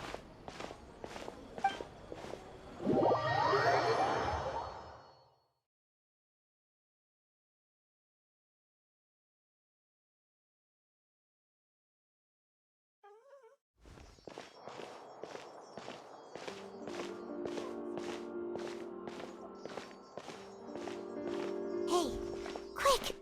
Look! That's the limited edition only 16 slices a day cake! It was so delicious the last time we tried it! Despite the tense situation we were in, let's give it another go! Paimon's sure it'll be great! One slice of cake, please. Someone showed up after all! Oh, wait, you're the one from the Palais Mermonia. Oh, are you here to buy cake too? It seems Monsieur Neuvillette was right. You really can eat. Wait, did he really say something like that? That's right. Even he has his own preferences when it comes to food.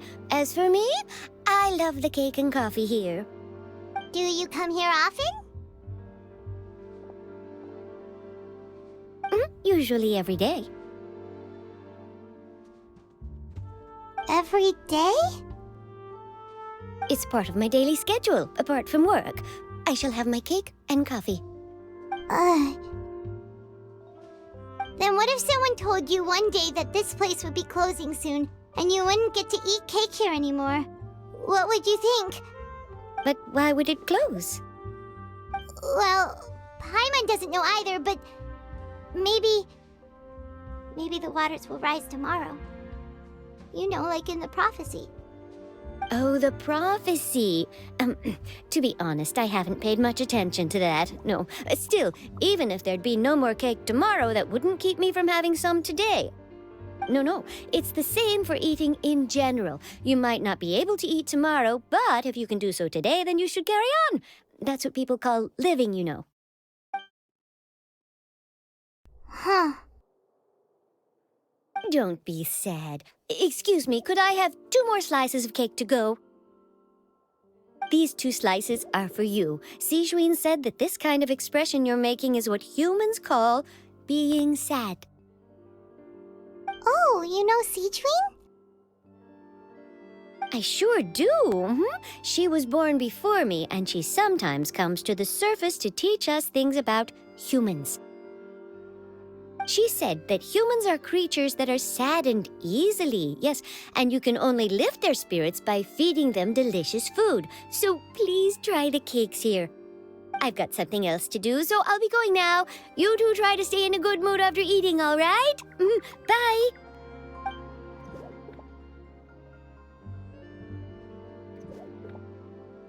And there she goes. All right, let's dig in. Paimon's sure this cake will be delicious.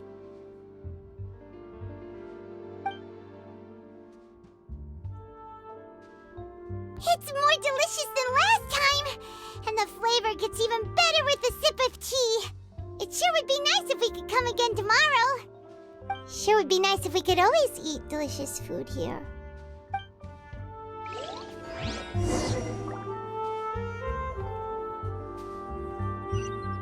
Office. Let's go look for Charlotte and have a chat.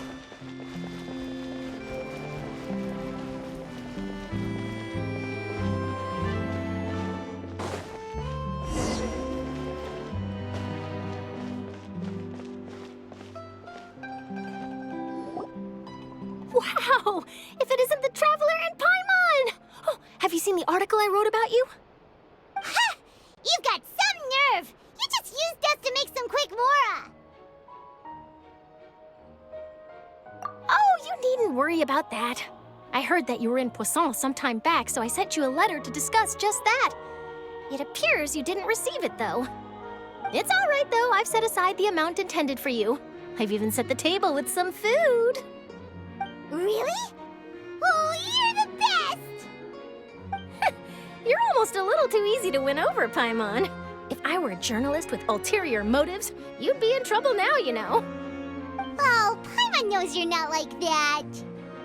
Still, what brings you here all of a sudden? Were you looking for me? When Mona mentioned you, we thought of coming to see you at work. I see! It seems you've already bumped into Mona here in Fontaine. So she mentioned me? What did she say? She said that you're a real daredevil of a journalist. Nice. In which case, can this daredevil journalist dare to request an exclusive interview with the legendary Traveler and Paimon? Huh? So your article in the paper today doesn't count? Oh, of course it doesn't. That was more like live photography. What I'd like to do is dive deeper and ask you to talk about the things you've seen and experienced. Yeah, are we even qualified enough? Why not? If I say you're worth an interview, then you're worth it. But not right now, of course. I'll need a few days to prepare. Oh, in that case, we'll just chat when you have the time then? Oh, so that's a yes? Ooh, splendid! I'll tell the editor-in-chief immediately. I'll have to apply for lighting, a venue, some props, and... Whew, so much to get done now. Talk to you later. Wait, Charlotte, Paimon's still got a question for you. And what's that? If, just for example, Fontaine were to be flooded tomorrow, what would you do today? Huh, that's the prophecy you're talking about, isn't it? I mean, I do hear about it often, but I've never once thought that the day could be tomorrow. If you're seriously asking, then I might try and think of a way to leave Fontaine. Oh, but I'm still a journalist first and foremost. That means I have a duty to be reporting from the scene. And secondly, I wouldn't forsake my homeland that easily. From what I've seen, most people don't know what they'd do should the worst come to pass. In truth, it might be better just to behave like normal rather than worry over such an end. So in all likelihood, I'd probably still be prepping at the office for that interview of ours. I know what you're thinking. That sounds a bit sad, but I've always believed that it's best to do what you enjoy. Just think about it. If this nation really were to be suddenly destroyed tomorrow, but I still successfully finish an exclusive interview with a truly unique person, then the story I would wind up writing would truly be timeless. And then do you know what I'd do? Well, I'd write that story, send it for printing, and use messenger pigeons to get copies out to the various nations as soon as possible. I'm not a dreamer, nor am I a workaholic, but I do love my job, and I'd be proud of leaving such an article behind. I guess you could say that I was born to be a journalist. But anyway, that's my answer. And on that note, I'll get back to my preparations. That's so nice. All of a sudden, Paimon actually kinda envies her. Anyway, let's go and take a look at the sea, shall we?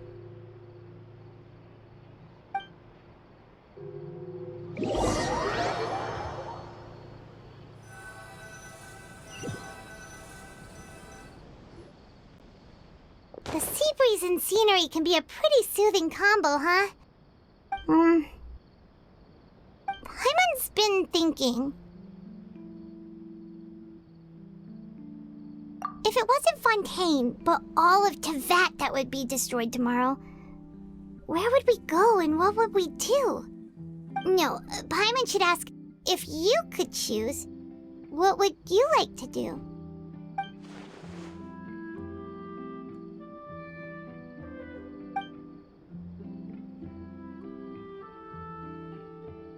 We've always been moving to the next destination, so we haven't spent much time thinking about these kinds of things.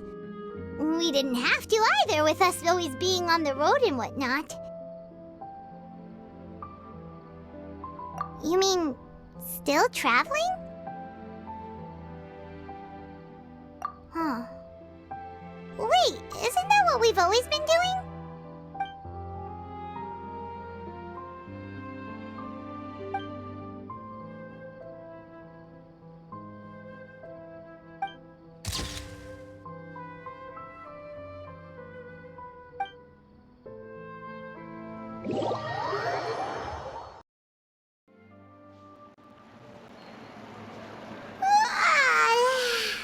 Feels like you'll grow mold if you stay here long enough. But it's still better than the Fortress of Mirapede, that's for sure. It's not only damp there, but salty too. Ah, so the two of you are still here. Wonderful. Oh, you're from the Palais Mermonia, aren't you? Yes, I'm Isadora. Monsieur Neuvillette sent me to look for you two before. I heard that afterward you went to the Fortress of Mirapede.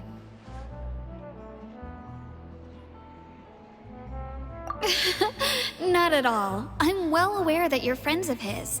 Actually, I'm here to pass along a message from him. Yes, inside the Opera House.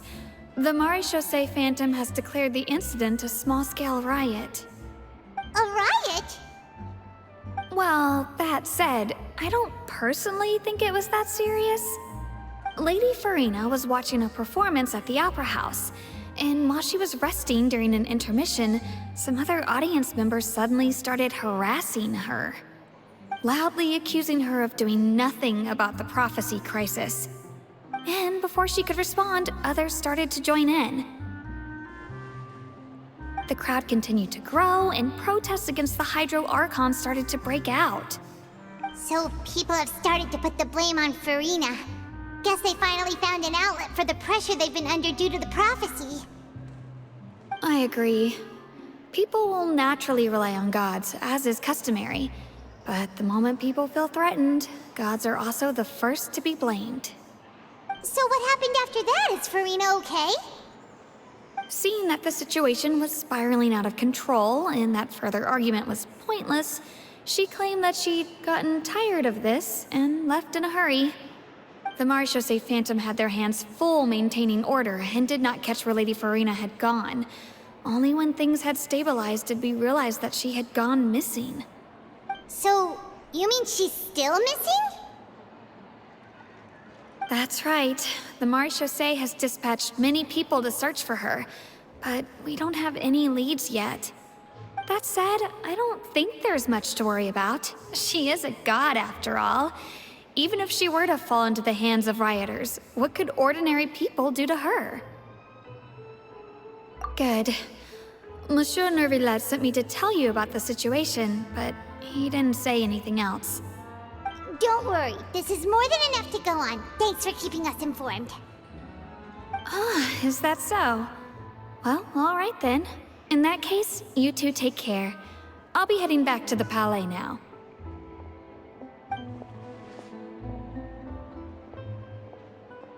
Well, sounds like we should hurry over to Poisson then. If we know Furina, she won't try to fix things in this situation. Instead, she'll look for a place to wait out the heat. And, as we also know, she may be loud and dramatic, but she doesn't have a heart of stone. When Neuvillette was talking to her in the Palais Mermonia, and she heard about Poisson, she couldn't hide her sadness and remorse. It would be hard for her to ignore being accused by the public today.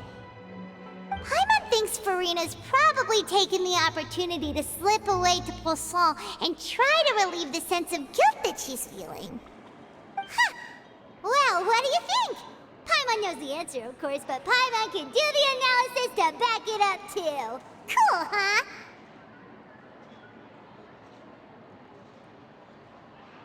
In that case, there's not a moment to lose. Poisson, here we come!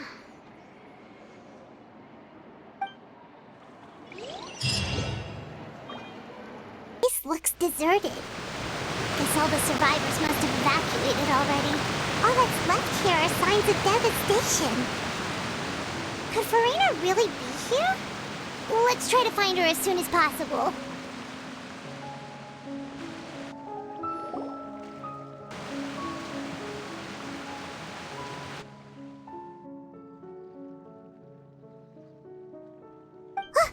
That's Furina, right over there! She really is here all on her own.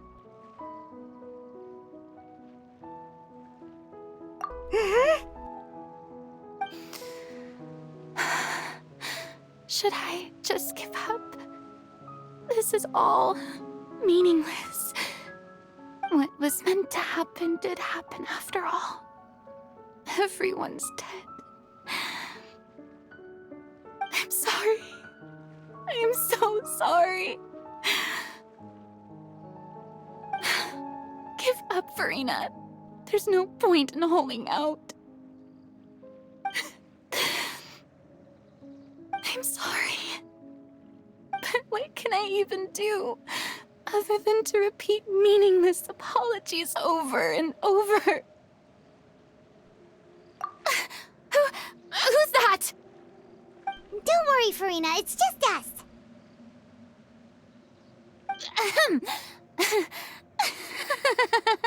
So it is you, blonde traveler from another land. Why, I almost thought you were someone from that mob of my ignorant subjects, come to kneel and beg for my forgiveness. Furina, you were crying just now, weren't you? The tear stains on your face are obvious. What do you mean, tear stains? Oh, I remember. The show at the Opera House earlier this morning was so moving. I'm still trying to process it. Who did that uncivilized rabble think they were, disturbing my enjoyment of the arts? They even dare to tout their Archon. I must teach them a lesson. I can just imagine their twisted and frustrated faces once they realize that I'm nowhere to be found. Oh, and I'm sure Neuvillette and those people from the Marechaussee Phantom are freaking out right next to them, too.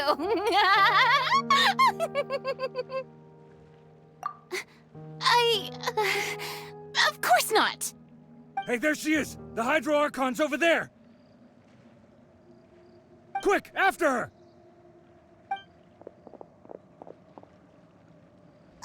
Furina, those people seem to be after you.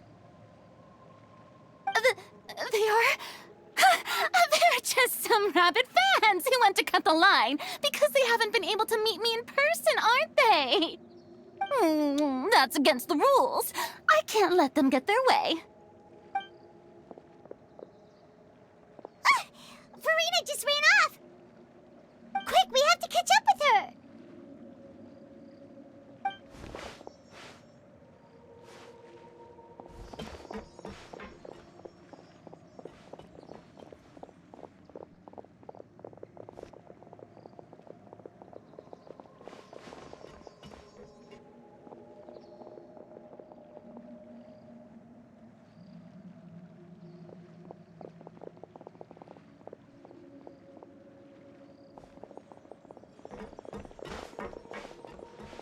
This should be the place, right? Hey, Furina! There's a good hiding spot over here. Quick, come to Paimon before the rest of them catch up to you. What is this place? Hurry, they're almost here! Fine. I suppose haste is warranted. Lead the way.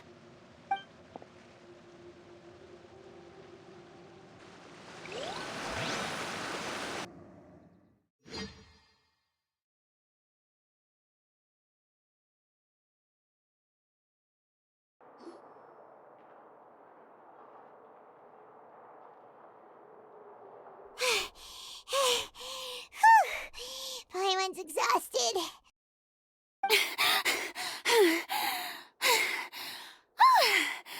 I'm so tired. I totally thought they had caught me. No, I mean, I merely gave in to the sheer enthusiasm they displayed.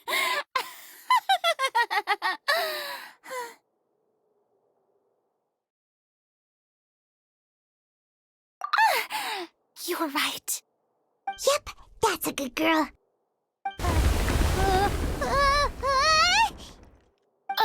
What's happening? The ground's shaking. Is it an earthquake? Yeah, a quake of this kind preceded the flooding in Poisson, didn't it? It can't be. It's happening again. Well, there's no need to worry too much about that. Neuvillette's made some emergency plans, so the evacuation should go a lot smoother this time. Yeah, I hope you're right. But the people of Poisson, they've already...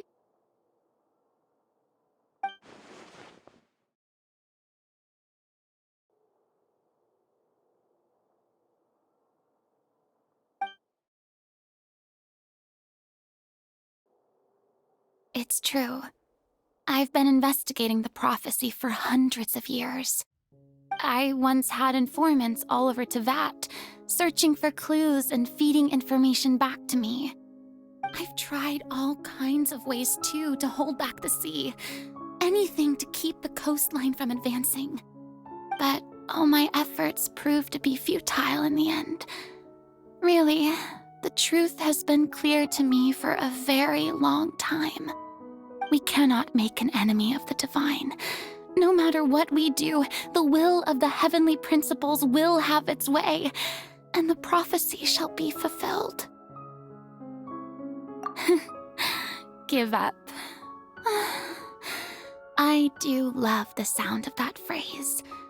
It would mean finally coming to terms with fate, but also for me to finally be free.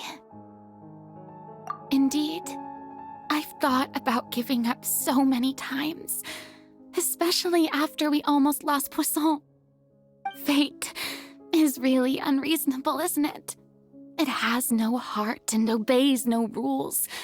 The prophecy has only just started to come true, and so many people have already lost their lives. But just now, it all became clear to me. I still don't have the right to come to terms with fate on behalf of everyone else. As long as the final moment hasn't come, it's still not too late. Don't worry. I will keep hope alive for everyone until the very end. Oh, that's enough for now. I got the impulse to play the stricken maiden, but honestly, considering my rank and station, that wasn't a good fit at all. Don't take any of what I just said seriously. How could I possibly let Fontaine fall to the whims of trivial prophecy? Come on! Paimon could have sworn you were actually being honest just now.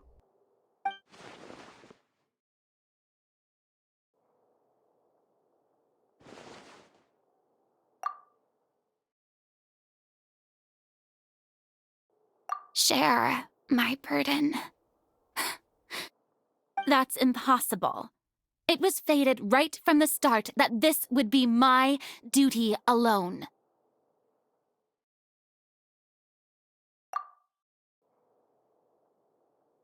A witness.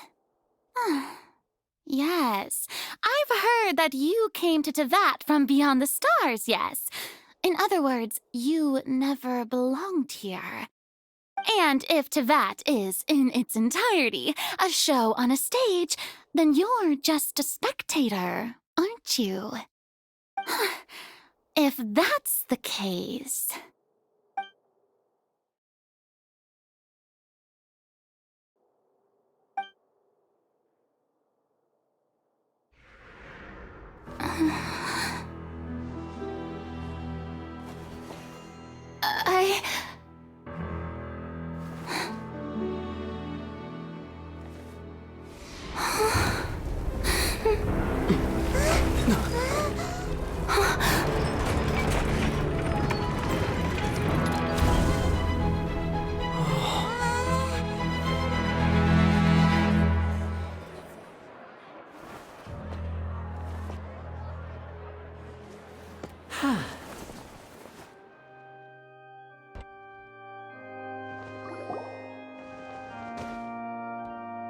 Ladies and gentlemen, this concludes my opening performance. Now, without further ado, we may proceed to the trial of our god. So this is what it is. Yes, you deserve praise for the effort you took to raise the dramatic stakes. Do not forget, however, that I am Focalor, the god of justice, the embodiment of justice itself. Does it not strike you as even the least bit absurd to bring the very concept of justice to trial? May I interpret these words as your refusal to stand trial? In that case, you will have the opportunity to defend your honor through a duel. You would draw your blade against a god?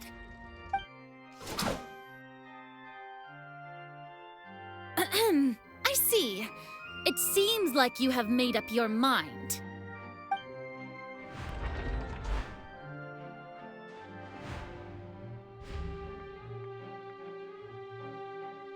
Paimon can't believe it. She just surrendered.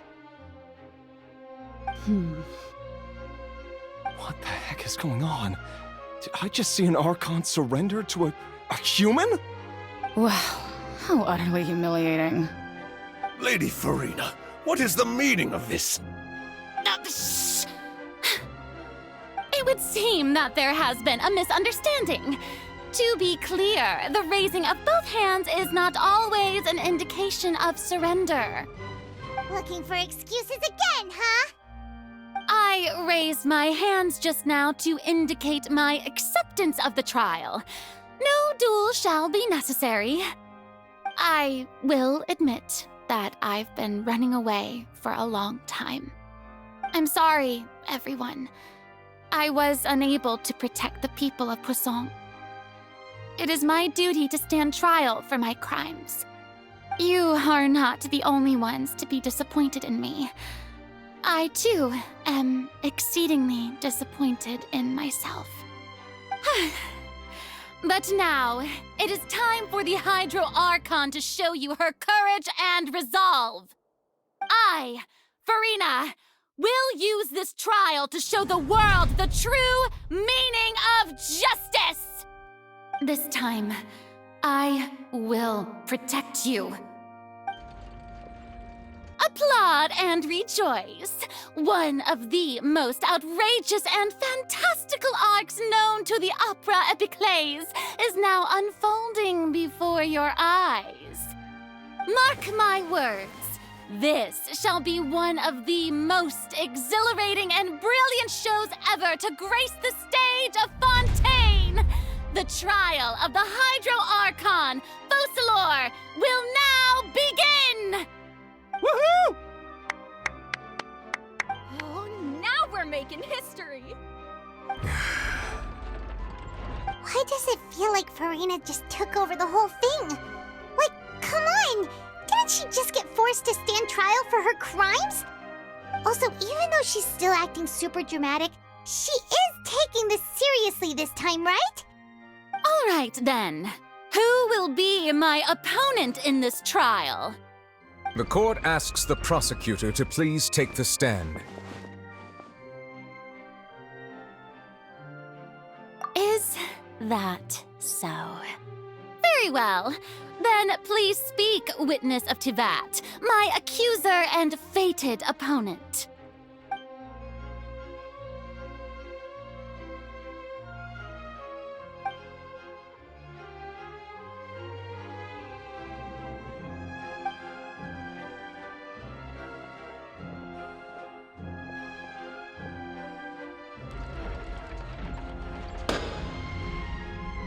Also, please allow me to ask, as a final question before the trial begins. Just how much work did you do to force me onto this stage? Well, we did do a lot of prep after the meeting that day.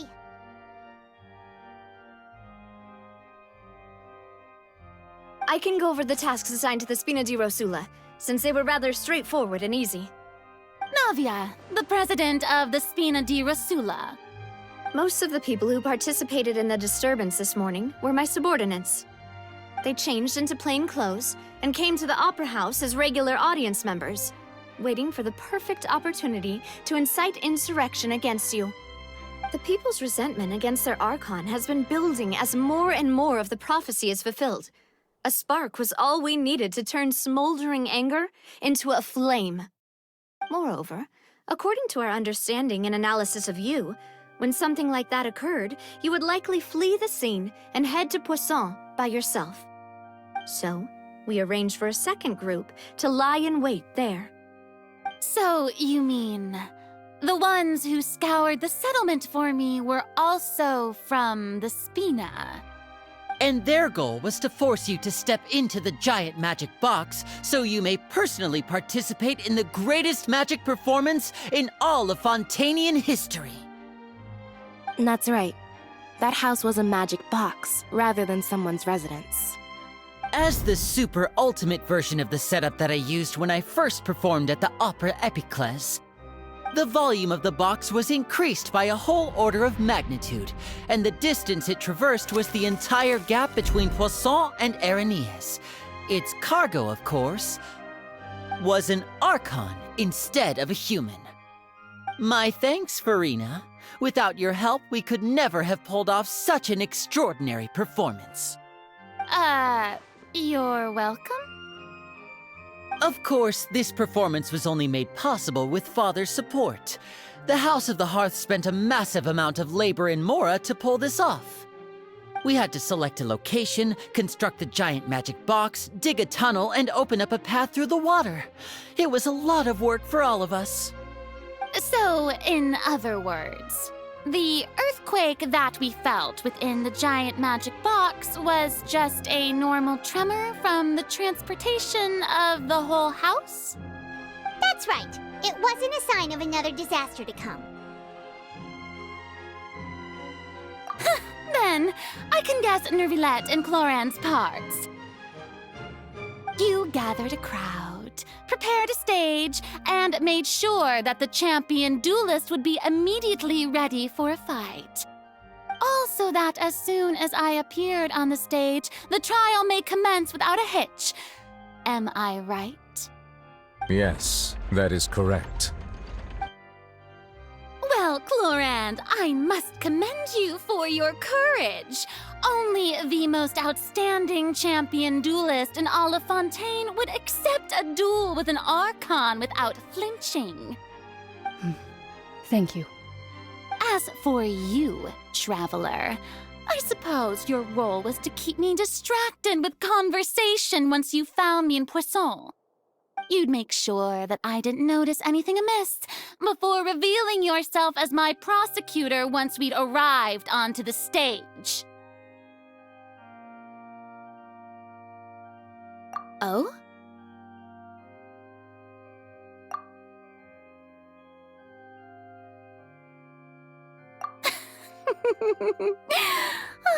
Is that so? Then I suppose I must have missed my final chance. It's fine. It matters not. What's done is done. The stage is already set, so there's no reason to disappoint the audience. Let's see this trial through to the very end.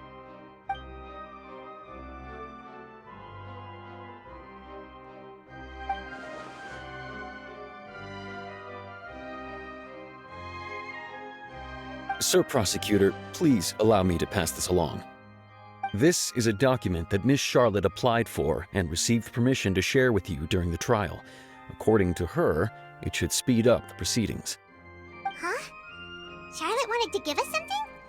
Oh, so she's here too! Hey, Charlotte! Oh, let Paimon see. Isn't this the exclusive interview that she did with us before? So she's already finished it, huh? Wait, then that means this document is a perfect timeline of everything that's happened ever since we stepped foot in Fontaine! So in other words, we can refer to this anthology of evidence every time we want to use something from our journey as evidence for an argument! Let's quickly confirm the information in it. Just think of it as a refresher, alright? You defeated the Hydro Archon in the very first duel you took part in at the Opera House. That's one for the history books, all right. I didn't think that you'd wind up getting to the bottom of the case I'd been following all this time. I guess you could also see this as a happy coincidence. This is the first time Monsieur Neuvillette had a difference of opinion with the Oratrice. Even the Hydro Archon can't figure it out. A Fatui Harbinger. She's an extraordinary person. Her instinct must mean something. The fortress of Meripede was almost destroyed in a single day. That I didn't witness that scene personally will always be a source of professional regret, I think. According to Monsieur Neuvillette, both Child and that whale should have been in the Primordial Sea at that time. I nearly lost my awesome friend Navia. To be honest, that still gives me shivers.